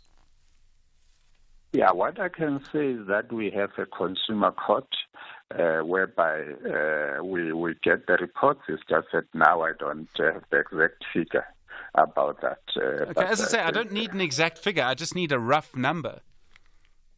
Yeah, that's why more than 100. Those are the figures that we get. But others, they are just reluctant to report. But I think others just phone, not necessary to formalize it, but just to sensitize us. Or do you know that there is this thing, there is this store, Sure. there is this supermarket that is selling these things in their shelves, and what is it that you are doing? And then we will then unleash our teams to go, more especially our health inspectors and law enforcement agencies, to go and ensure that they remove those things. And when you unleash your health inspectors, what happens in the end? Do people get convicted? Yeah, we are working closely and collaboratively with the South African Police Services and our health inspectors, because they are the ones who then condemn those perishable products on the shelves, but also the department is responsible for issuing of the licenses together with the municipalities where we have devolved these powers. That they run the risk of even losing the license if continuously they are doing this type of things. Okay, but are you getting convictions? So, MEC, I mean, I don't mean to be difficult. Try not to be difficult, but you can't give us numbers. Okay, I mean, I accept that. Can you tell us if people are convicted? I mean, what are they convicted for? You can't just issue a statement saying, we're taking action, or you're telling us that you unleashed things and we don't kind of know what happened. So are people convicted? Yeah, last time we have got a rating of all the businesses. I think more than 10 were convicted around Mangweng and Seshio here in town. And that's the figure that I think for now we can account for. But in this case, we are just alerting people about how rife is the situation now, as and when we are trying to nip it in the bud, but I think it's mushrooming and proliferating. Okay, and I mean, you're right. Obviously, people must check these dates because otherwise these goods can be very dangerous, especially for young children. No, definitely. That's what I think we're trying to do for consumer protection. MEC, thank you. Rogers Manama is the MEC in the Limpopo Department of Economic Development, Environment and Tourism, 17 after 8. At SFM Radio and at Stephen Grootes on Twitter. Sazizo on the line from Mpumalanga. Sazizo, hi. It says here you want to talk about Nosavuma, Pisen Gakula and Marcus Jooste. Yes, morning, Stephen. Thank you for taking my call. In as much as it looked painful to see her on that walk yesterday sitting there, but I think she did an honorable thing, whether she was pushed or not, but just putting the parliament integrity first. To get out of parliament, you deal with your things outside of the employment. Yeah, all right. I think for me that should set precedent for each and every politician that is found wanting. In other words, you resign, you go to court, and you clear your name if you're innocent. Yes. Yeah.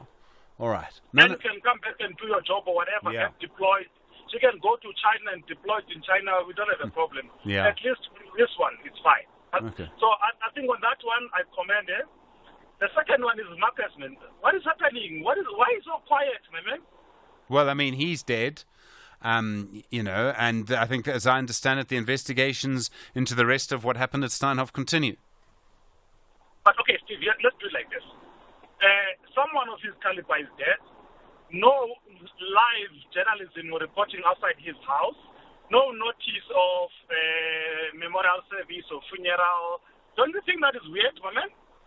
Well, I don't know. It did happen on a public holiday, which might complicate things. But, I mean, it was a big story the next morning. We did a lot on it. Lots of people did things on it. and he died afterwards. Well, I don't know where else the story could go after that. I mean, when Watson died, I think it ran for a week or two. Yeah. Even the funeral being televised or something. Yeah. Well, I don't know. I mean, I think the differences might be that with Marcus Jooste, there wasn't really a sort of political link. It didn't affect the living very much, or I don't know. I mean, I can't explain it to you, Cecile. These things happened at very different times as well. But I mean, I don't know as a journalist. I don't know what else I would say or do or ask for about Marcus Jooste at this stage. Maybe we need to see the body, man. Joking. No, I understand that, Cecile. I understand that. All right, thank you. Darren and eThekwini, hi. You want to talk about water rates? Hi, Stephen. Thank you very much for taking my call, and I really do appreciate you taking the time. From what I know, I think almost 98% of water meters are basically staged outside residential premises. If I'm wrong, please excuse me and forgive me. And it is expected that the municipality would appoint people to come out and do regular readings on your water meter to ensure that you're being charged appropriately and correctly. Stephen, we have just been slapped with exorbitant bills due to the failure of the municipality in executing its duties by having regular readings done on meters. So it's just estimate after estimate. Stephen, my meter was not read since May last year. Jeez. And I get a bill of 195,000 rand, which I have to pay and then dispute. So this happened all yesterday. So I go to the building at Martin West in Durban, and there's a queue coming out the freaking door, about 2 kilometers long, and you have to wait. When you get to the counter, you're categorically told you pay 3,500 rand a month, and that's it. Whether you can afford it or not, they're not interested. Sure. It's just basically telling you, do as you want to, and if you don't, we cut you off. And it's just so, I was so horrified. If I had my own way, I would have said something very nasty, but I had to bite my tongue. Yeah. But something needs to be done with this. So I did a bit of an exercise in the area that I live. Stephen, almost every single person has got bills coming out their ears. Now, how are we going to pay? We're going to pay that plus the current bills. Yeah. We can't afford this. As it is, we are stretched. Sure. Darren on the line from eThekwini. I'm really sorry to hear that, and I've heard cases like that, but it would make sense when municipalities get sort of stressed for money, this kind of thing happens. Darren, thank you. I'm going to put it into my list of things to discuss with the eThekwini mayor the next time we have him on, 22 after 8.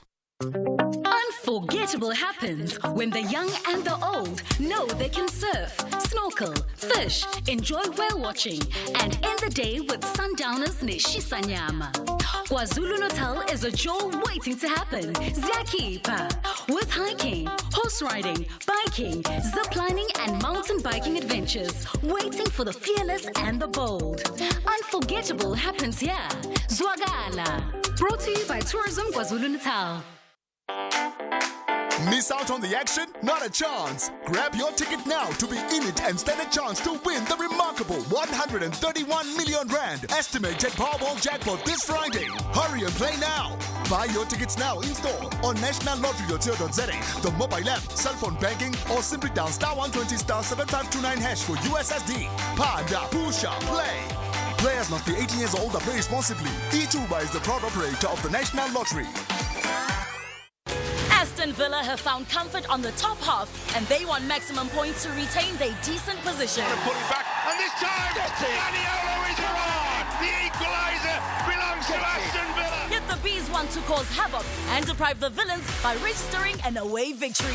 Wissart tried one of them in the first half, he's finished it in the second, and Brentford have turned this round. This is the Premier League. Catch the exciting clash between Aston Villa FC and Brentford FC on Saturday, 6 April at 3 p.m. Live on SABC 3. Also available on SABC Plus and SABCSport.com. Hashtag We Love It Here. Proudly brought to you by SABC Sport. For the love of the game. First in the morning, SAFM Sunrise with Stephen Grootes. 24 minutes after 8, one of the big stories of the week we did this week, we spoke about the illegal cigarette industry, how now more than 6 out of every 10 cigarettes that are sold in the country are actually sold illegally. In other words, their tax is not being paid on them properly.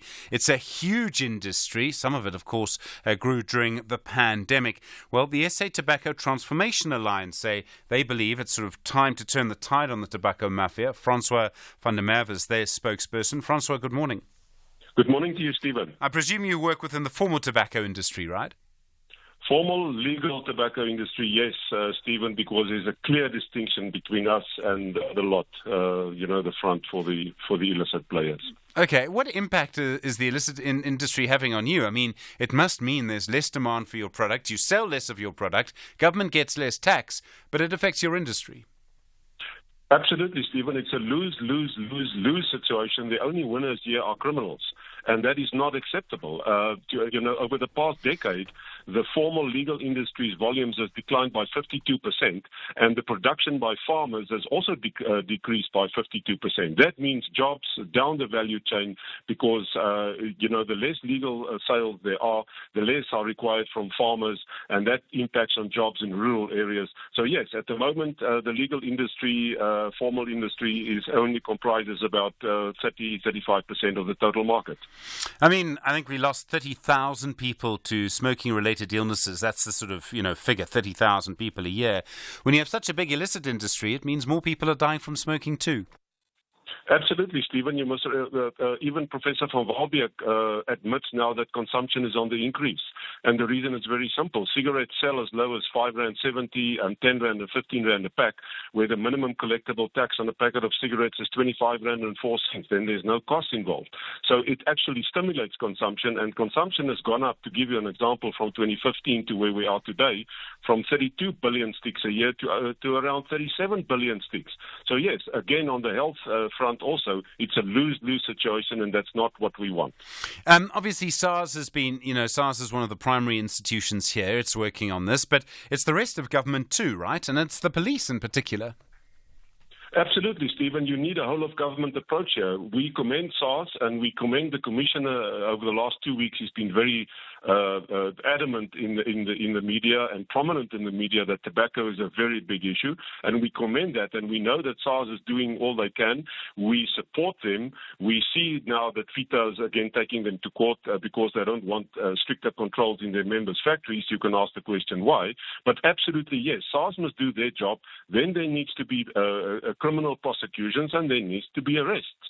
So you need the absolute cooperation between SARS, the NPA, and the Hawks in particular, with a political will from the top levels of government, so that we can eradicate the scourge. And it's possible because most of the illegal cigarettes are manufactured locally, and that sits within 50-60 kilometer radius of SARS.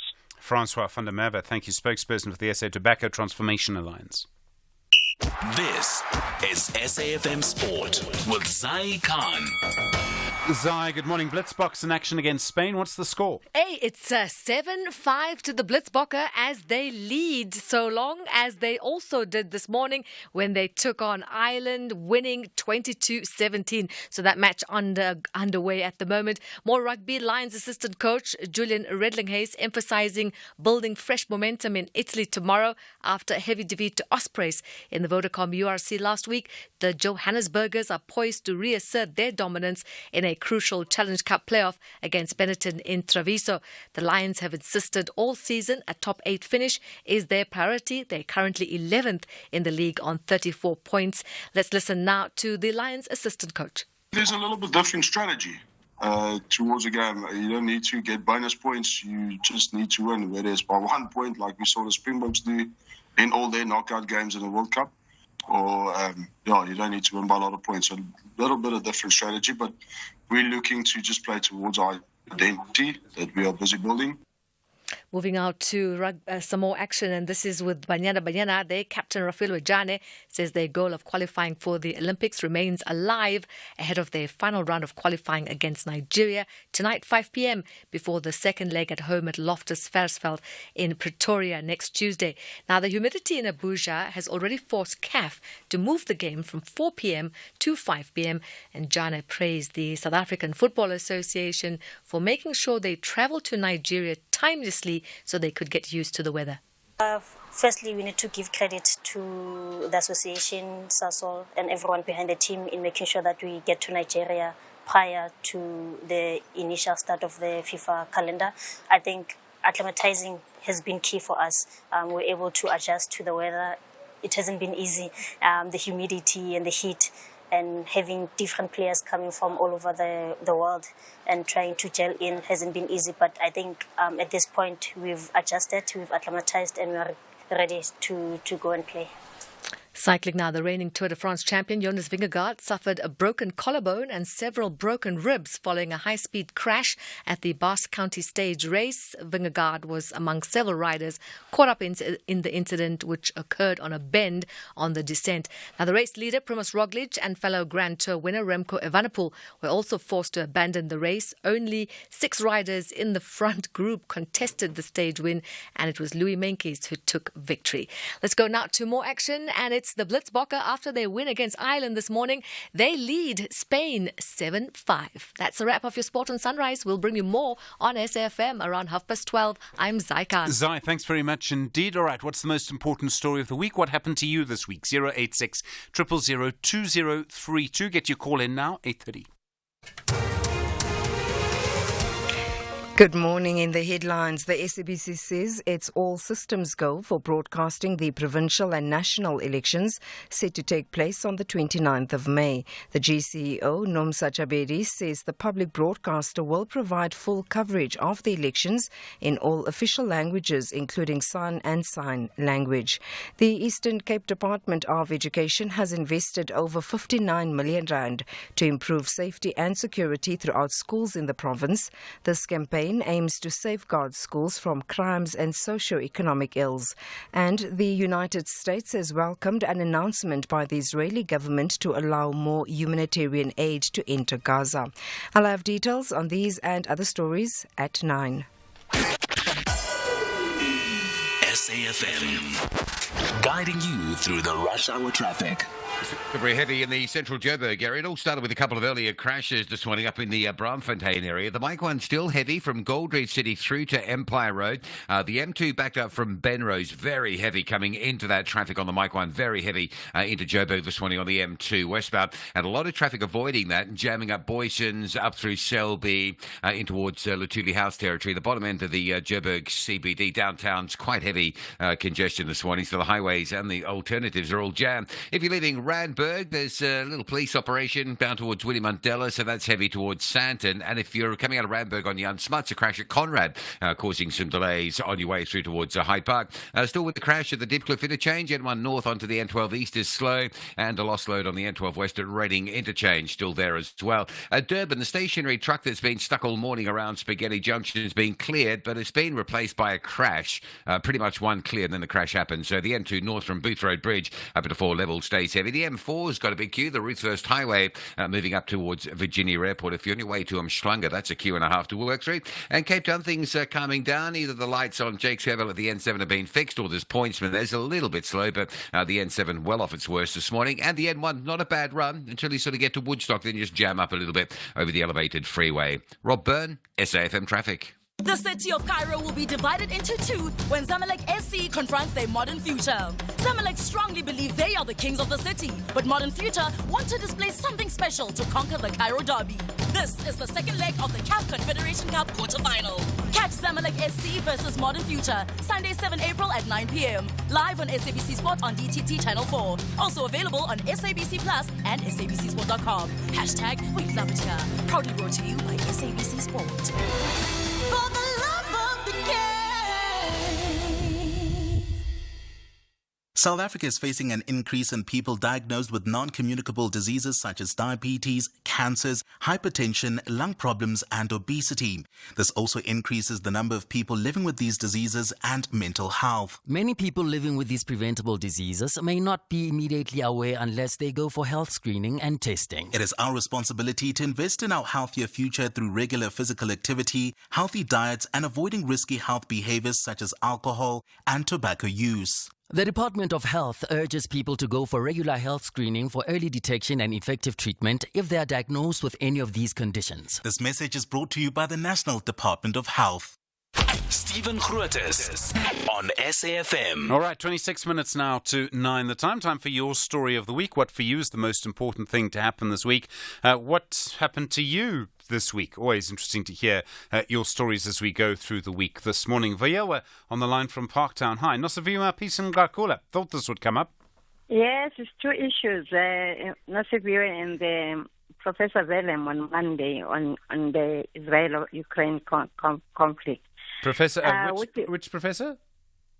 Velem something. No? She was on Sunrise on Monday. Yeah. Okay. But then I'll start off with Comrade Nosvio. This is a person I've known when I was very young in the wilderness. Yes. These were the people that actually comforted us as seniors to say, don't cry after we lost our parents to the evil system. So my dad was an advocate, and I made sure, among other studies, I would study law. But I dropped it when I was doing my PhD after my A-levels. The law is unsound. This case actually, for me, is similar to what is happening to JZ. It was a French tiles company. Tiles, yeah. Yeah, that has got a very good history, of corrupting many presidents in the continent. It's because there's no time. Because of time, I won't go there. But they have a history. And you have these numbers who actually was the one giving, according to what we're hearing, taking money to Comrade Nosria. Mm. Now, I'm like asking myself, why is she not arrested? That's why I'm saying the person who paid the money. And found, yeah. Why is this person not arrested herself? Well, I think she was, but she's turned state witness for Yowa. Before they could even go to court. Well, because some people go for trial and then they start they stand state witness. Yeah, it depends. It depends. When it's boiling, No, well, it depends, Vayewa, because as I understand it... How so? Vayewa, please. Steven? Come on, Vayewa, let me finish. No, there is something that is not on here. Vayewa? Anyway, let me leave it. On Monday, we had Professor Velem. He was, your international analysis, yeah. I was really not impressed. I was taken back to former President Thabo Mbeki when he says, analysts mustn't come here and tell us things that we know, Well, they must tell us something new. All right. So the whole thing for me was so questionable because he seems to be fumbling. He seemed to be fumbling. He didn't know what he was saying because all those things that he was trying to say, we know them. We know. All right, Vayewa, thank you. We've heard from you. I think we're sort of. I'm going to move on a little bit. I'm afraid. Thank you. Candice on the line from Matlasana. Hi, Nosavuma Peace and Kakula. What do you think? Stephen, how are you? Yeah, I'm well. Go for it. Good. Look, Stephen, I'm very worried about South Africa. Aren't we all? Yes. Minister Mabula has stepped aside, but continuously people, they blame ANC. Mm. Why South Africans, they supposed to blame ANC? Because ANC did not send people to go and steal. You see, it cannot be correct always, Stephen. When we deploy people as ANC to go to government, we never, even in the manifesto or policies of ANC, there's no way you will get a policy saying people, they must go and steal for our people. Yeah. Now, but Kandisa, these people of Might and others from Newland, they are counter-revolutionaries of this country. We know about them, and they want they think they will destroy ANC. That thing won't happen because even this organization has never sent anyone to go and do corruption in government. We said you must go and serve our people with dignity and respect. But Kandisa, why is everyone just refusing to listen to me today? Kandisa, may I respond? Yes. Okay. So, okay, I agree with you. I'm sure the ANC didn't send people with instructions. But I think the argument against the ANC would probably go like this. If we have a very high number of leaders coming from one political party being accused of wrongdoing, then we're allowed to judge the political party, just in the same way that if there were a very high number of leaders coming from another political party, from, I don't know, whatever, and if the same thing were to happen with corruption, we would accuse them, or if we thought that, members of another political party were prejudiced in some way, or members of another political party, or sort of, praised violence. The party itself will never say, no, we want violence. But sometimes leaders will say things, and if they all come from one party, we will make a comment about that party. I think Kandisa, I think that's politics. I think that's life. Now, look, Stephen. The declaration, when somebody signed a declaration in ANC, he said he will obey by aims and objectives of the ANC. And you join ANC voluntarily. You see? Other people, when they come to ANC, they have visions. They have vision to serve people. Others, they came with their own things. You see? And let me tell you, Stephen, there's no organization that is disciplined like ANC. It's discipline. And an individual who done a corruption, all of them, where are they now? They are still in government. Yeah. Let alone the issue of state capture. You see? Okay. Because those findings, they are still there. If the institution, those institutions, they're supposed to do their work, those people are going to step down. All right, well, let's see. Pandisa, thank you. Malibongwe on the line from the Eastern Cape. Also, Nosavuma Peace and Ngakula. Hi. Morning, Mr. Stephen. How are you, sir? Yeah, I'm well, Malibongwe. Go for it. I'm good, sir. First and foremost, sir, I would love to comment firstly on the many people who are listening to the show. I feel like there are many ANC apologists. People who see the truth, but they don't want to share the real truth about what's really happening into our government. Instead, they come into your show and call and protect the people who are corrupt. But yeah, let me just move to Mrs. Nosivema Pisangakula. She is corrupt to the core. You cannot be the head of the National Assembly and be charged with such corruption. She needs to be arrested. She needs to be removed. And this party needs to be removed. I'm very sorry to many of your listeners who are ANC followers, but they need to hear the hard truth. She committed a crime, and this needs to follow due procedure, which leads to her arrest. So they can replace whoever and so forth, but many of them promote each other in terms of who is the best corrupt. So even if they can bring us another person, excuse the current acting speaker. Yeah, I heard that he is not well and so forth, but we all know they only reward the most corrupt. So we need to remove this government on the 29th of May. Well, thank you very much, Mr. Khote. All right, Malibongwe, a couple of things. Firstly, thank you for your politeness, but you are my customer, so I get to call you sir. So please, can I ask you to call me Stephen? and I appreciate the politeness. Thank you. I like a bit of civility, but we can be friends here, I think, even if we disagree. And then would you also accept, though, that while I appreciate what you say, that you say that Nosivuma Pisa Ngakula is corrupt, the NPA says that, but we also need to wait for the court process. Would you accept that? I would accept the court process because we are living in a democratic country, Mr. Stephen. But we cannot ignore the evidence that has been provided because you understand fully that she knew that she was going to be convicted. Instead of handing herself over, she went to court and tried to protect herself for corruption. Now you will find yourself with these ANC listeners who call. I'm sorry, I listen to your show every day, Mr. Stevens. I do not get a chance to call because I'm busy analyzing based on actually also on my work, which I wouldn't provide and say where I'm working, but my work is based on democratic values. I listen to your show every day, but what I cannot miss is that most people who call in your show are ANC apologists. All right, Mr. Malabong. I'm sorry. No, Mr. Malabong, sir. I have to share the truth, Mr. Stephen, because this is SAFM. We are talking about South African FM. So we cannot mislead the people in terms of only picking a few people who will be apologists for certain people and ignore the actual truth. There is corruption involved. There is evidence provided. And this person needs to be convicted as such. This is South African democracy. This is not a banana republic. All right, Mr. Malibongwe, sir, thank you, and I appreciate your thoughts. And let's see where the court processes go. I do just need to stick that in there, I think. Tabo on the line from Bombela Nelspruit. Hi, you heard Kandisa. Hi, Stephen, how are you? Yeah, I'm well, Tabo. Go for it.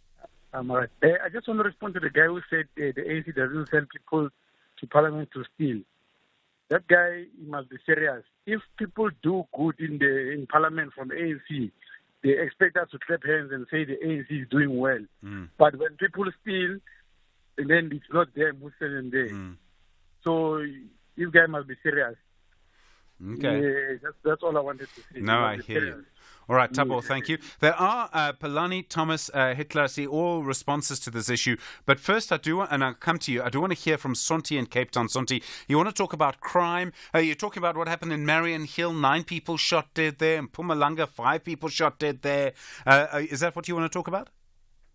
I just want to talk about crime in general in the country. Go for it. Where there are calls that says, let's change the government, on the 29th because of the crime levels. Yeah. And one thing that I want to bring forward is there are provinces where, like, for instance, Western Cape, where if the current ruling, government there has the ability to deal with crime, why are we then only looking at, the general crime statistics within the country? Because if you look at how Cape Town currently is, there is so much safety around town here in Cape Town.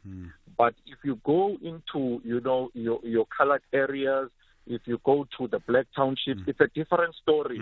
They don't have the same measures that they have. So I think we must be objective when we look at all these issues. Yes, crime is a problem in the country, and we must not politicize it. Because once we politicize it, we are going to miss, the point in us dealing with the high crime levels in the country. Thank you. Sure. All right, Sonti, thank you. And I mean, I think you're right when you look at, people in Khayelitsha say, the extortion gangs that have grown there. And yet I must also just point out factually that the Western Cape has seen a reduction in violent crime according to the official figures. Mpo Nsekukune, hi. Good morning, Stephen, and good morning to the listeners. Go for it, Mpo. Yeah. Stephen, I want you to assist me here. I guess you know how many people were arrested since 1994 for corruption. I'm sure you know the number. It may be into hundreds and so on. Yeah. And there's a logic which I want you to assist me with. People are saying the ANC is corrupt. I put it aside. I'm saying to you, how many people were arrested from 94 to date on corruption by the government of the ANC who are ANC members? There are many, Yeah. What does that tell you? Does that tell you that the ANC in government is blind to those who commit crime from its own ranks? The answer is no. If the answer is no, which ANC is corrupt or which ANC is advocating for corruption? Stephen, I think we have to be factual. When somebody calls and says the ANC has got no policy for people to be corrupt, that's a fact. Yeah. Whether we like it or not, it's a fact. The corruption in this country is exposed by state organs and state agencies, which in the main are led by people who are ANC members, arresting their own comrades. Well, the law enforcement bodies aren't supposed to be. They aren't supposed to be led by people who come from a political party. But I sort of understand your point. I think your point is solid. Look, majority of those, especially who are at the head. You remember the stories of Vusi Pikoli, the stories of Tulima Donsela. These are people, credible people, upholding the law from the ANC, but we are told the ANC is corrupt. Who's exposing corruption in South Africa? If it's not state agencies, which most of them at the helm is led by ANC cadres. I understand this logic. All right. Important Sekekune. Very interesting point. Thank you. Not a point I expected, but very interesting. Solomon in KZN, I don't know, do you want to pick up on that? You wanted to respond to Malabongo's points earlier? Yeah, good morning, Stephen, and good morning to your listeners. Yeah, we are in the silly season, Stephen. We must agree that everybody would want a cut from each and every role player in these coming elections.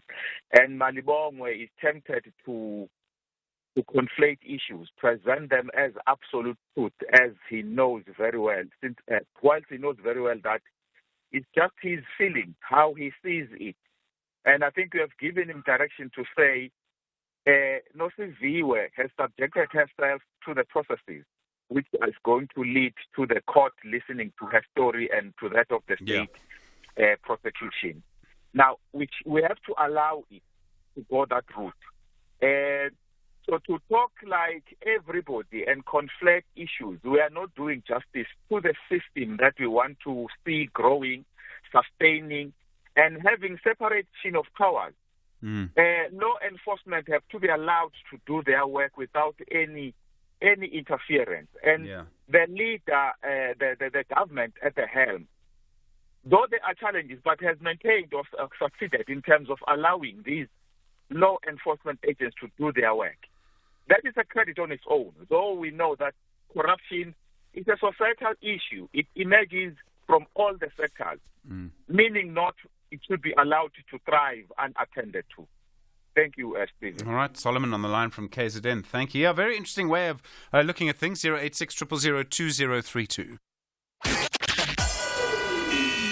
SAFM, guiding you through the rush hour traffic.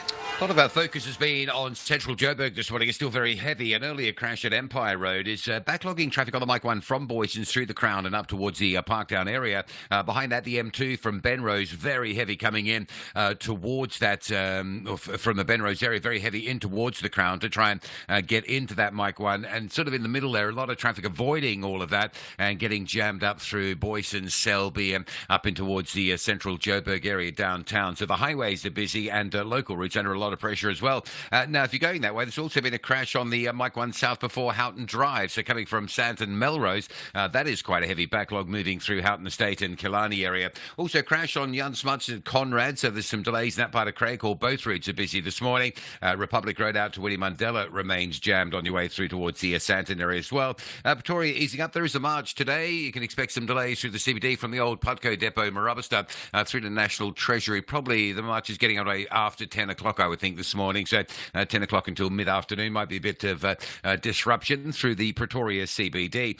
Durban's M4 remains heavily backed up, approaching Virginia Airport. That's on your way up towards the Mhlanga area. And Cape Town, things easing up, particularly the N7, Jake's Kevlar 4 Trekker, that big backlog through faulty lights earlier at Goodwood has eased nicely. There is a crash on the R300. It's just past Hindle Road, and that's slowing traffic from Delft as you head down towards the N2 highway. Rob Byrne, SAFM Traffic. Gautrain is for the legends who make moves to save and pay from as little as 45 Rand from Pretoria to Midrand.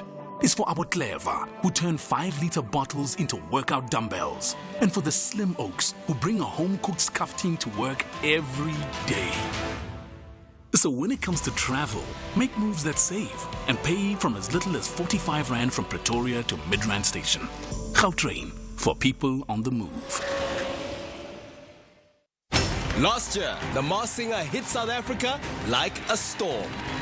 This year, the Masked Singer South Africa returns with 16 huge celebrities hidden behind 16 humongous masks. Get ready to be amazed and astonished with brand new masks and performances that are going to blow your mind. Don't miss the biggest television event since Season 1.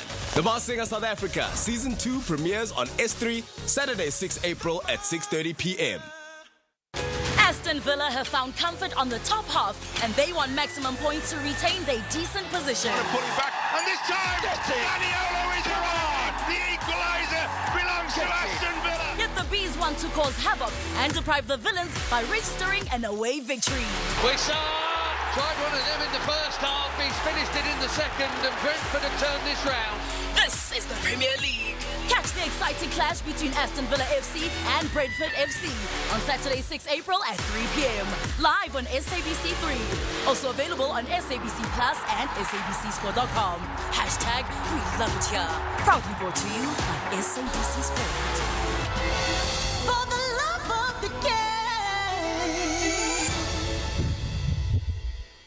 Stephen Grootes on SAFM. 6 minutes to 9, the time 086 000 2032. Your story of the week. What for you is the most important thing? Lots of conversations, of course, and I think this is predictable in a way around Nosavu Mapisa Ngakula, former Speaker of the National Assembly. Palani in KwaZulu-Natal. Hi, good morning. Go for it. Hey, my name is Stephen. How are you? Yeah, I'm well. You're on the radio. All right. No, thanks a lot. I really appreciate it. No, firstly, Stephen, I wish to appreciate the way how you present. Oh, Palani, just as you're getting to the good part, the line dropped. Right, Palani, we'll try and get you back. Sorry about that. Lezuko in Gqeberha, hi. Hi, morning, Stephen. Go for it. I've already heard how you are. I'm not going to ask again. Very shortly, I just want to speak very shortly about the former speaker, Umamu Nosiviwe. I think, Stephen, two things from me that I want to just cite. One, I think we should commend the action, whether it was under pressure or what, that she has stepped aside voluntarily, I would say. I think as South Africa, it's something that we should look at and say, yes, you have done well. In the past, we have seen some, including the former president, who fought tooth and nail, and his comrades, they obviously were supporting that. But on this case, we have seen that she has stepped aside. Now, number two, I think the pressure, obviously, we understand we are going towards elections. But I think as South Africans, this is one of those opportunities where we just allow the process to take its due course. I hear some people shouting that she must be arrested, she's guilty as charged. I think it's very unfortunate to make this. We've got a justice system in this country. I think the Speaker was saying we are not a banana republic. Is correct. Yeah. We've got a justice system. It's one of those opportunities where we say, NPA, let's see you rising to the occasion. You believe you have got a case against her, present it in a court of law. Let's see if indeed it can be proven that she's guilty. I'm watching this case with keen interest to see that happening. So I'm just appealing that South Africans, let's just calm down. Let's allow this process to take its due course. Lezuko, I think that we probably will calm down a little bit, because now that the arrest has happened and the process is going, and I always think there's this sort of flurry, and then there'll be a flurry again when the trial starts. And then while the trial's actually happening, we'll probably lose a bit of interest until there's a finding. So I think in a way, and I know we don't calm down often, but I think we will eventually. Of course. Thanks, Lezuko, on the line from Gqeberha there. It's very interesting to sort of, try and predict what happened. And I can't tell you what's going to happen. There's just no way.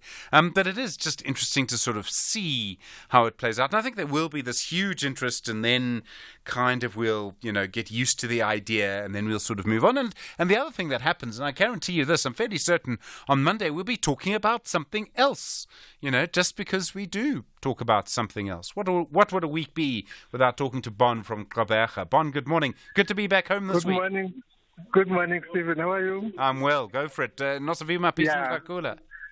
No, I just wanted to say briefly, it was said that someone of such high profile and struggle credential could end up in the dock. I have pity for her. However, the law is the law. I just wanted to draw the attention of the fact that in ordinary cases, in less privilege are chosen. They are subjected to the process of going to court and then have their matter postponed. Although the law says up to 7 days, they can be postponed for a day or so for what is called bail verification information. It goes for everyone. But here we get a classic case where 4 things were done in 1 day. A person was arrested, taken to court. Some matters on the roll were put aside, and the bail application was actually heard and fixed in one day. Yeah. And then I wonder, how do we tell ordinary clients that, no, you have to wait, you can't have everything in one day. They will say, is the law equal for everyone? That is the only saddest thing. I've got pity for it, but it shows that there is class inequality in South Africa. Class inequality in South Africa. That has to be rectified. And the third thing is that people like her and others fought for equality, but now it's being practiced and they say nothing about that. That is where I'm worried about. You see, the law is supposed to be equal for everyone. Section 9 says everyone is entitled to equal protection and benefit, underline benefit of the law. It shows that some people are benefiting more than that. That's the sad part. Otherwise, I have empathy for her, but the law is the law, and she fought for that and spent more than 30 years in the organization for a value like that. That is in the preamble of the Constitution. Thank you, Stephen. Thank you, Bond. And Bond, I don't know if you're in court today, but if you are, good luck. And as I've argued with you before, I wish your lawyer... Yes, I'm actually for a bail application. Okay. I'm inside court. I was talking to the magistrate. Okay, fine. Thank you very much. On the line from Quebec, it looks like the magistrate's about to come in there. All right, well, thank you for being with us this morning. We will see you again on Monday. There's a lot to come, of course, for you on SAFM. From Mdu, from Stanza, Melissa and Paul, myself, look after yourself. You're with SAFM, leading the conversation. Good morning, 9 o'clock.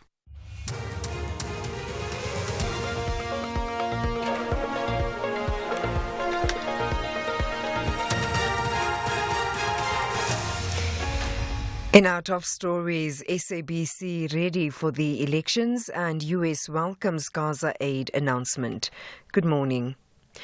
The SABC says it's all systems go for broadcasting the provincial and national elections set to take place on the 29th of May. The GCEO, Nomsa Chabedi, says the public broadcaster will provide full coverage of the elections in all official languages, including sign and sign language. According to the 2019 Media Monitoring Africa Election Coverage Report and Digital News Report, 99% of SABC's television, radio and online news platforms were found to be balanced and fair, a result the broadcaster welcomed. Chabedi says they are ready to deliver on its public service mandate. We've been working on this election plan for a very long time. I think that's good. We are really the right-hand partner for the IEC when it comes to elections. We have a storied history with covering elections, and we've been very successful at covering elections. And this one is no different. And we do believe, if you listen to the IEC about the amount of people who've registered to vote, you realize that this is a very big election. And we are the only broadcaster in South Africa that will really be offering wall-to-wall coverage of this election. The Eastern Cape Department of Education has invested over 59 million rand to improve safety and security throughout schools in the province. This campaign aims to safeguard schools from crimes and socio-economic ills. This multi-million rand project will look at hiring thousands of posts that range from security to admin workers, therapists and social workers. There are 221 schools in the Eastern Cape who will benefit from this program. But the recent spate of crime and violence in the Nelson Mandela Metro has forced the department to direct most of its resources towards security, with a total of 131 schools who have been identified as crime hotspots. The Eastern Cape MEC Fundile Gade says law enforcement agencies will also be involved to protect both teachers and learners. So we are going to attach each school according to the allocation and demarcation of the safety and liaison policy. But looking to that also, we will have to make sure that Quintile 4 and 5 have got surveillances, and so that they can be able to identify criminals within the space nearby schools.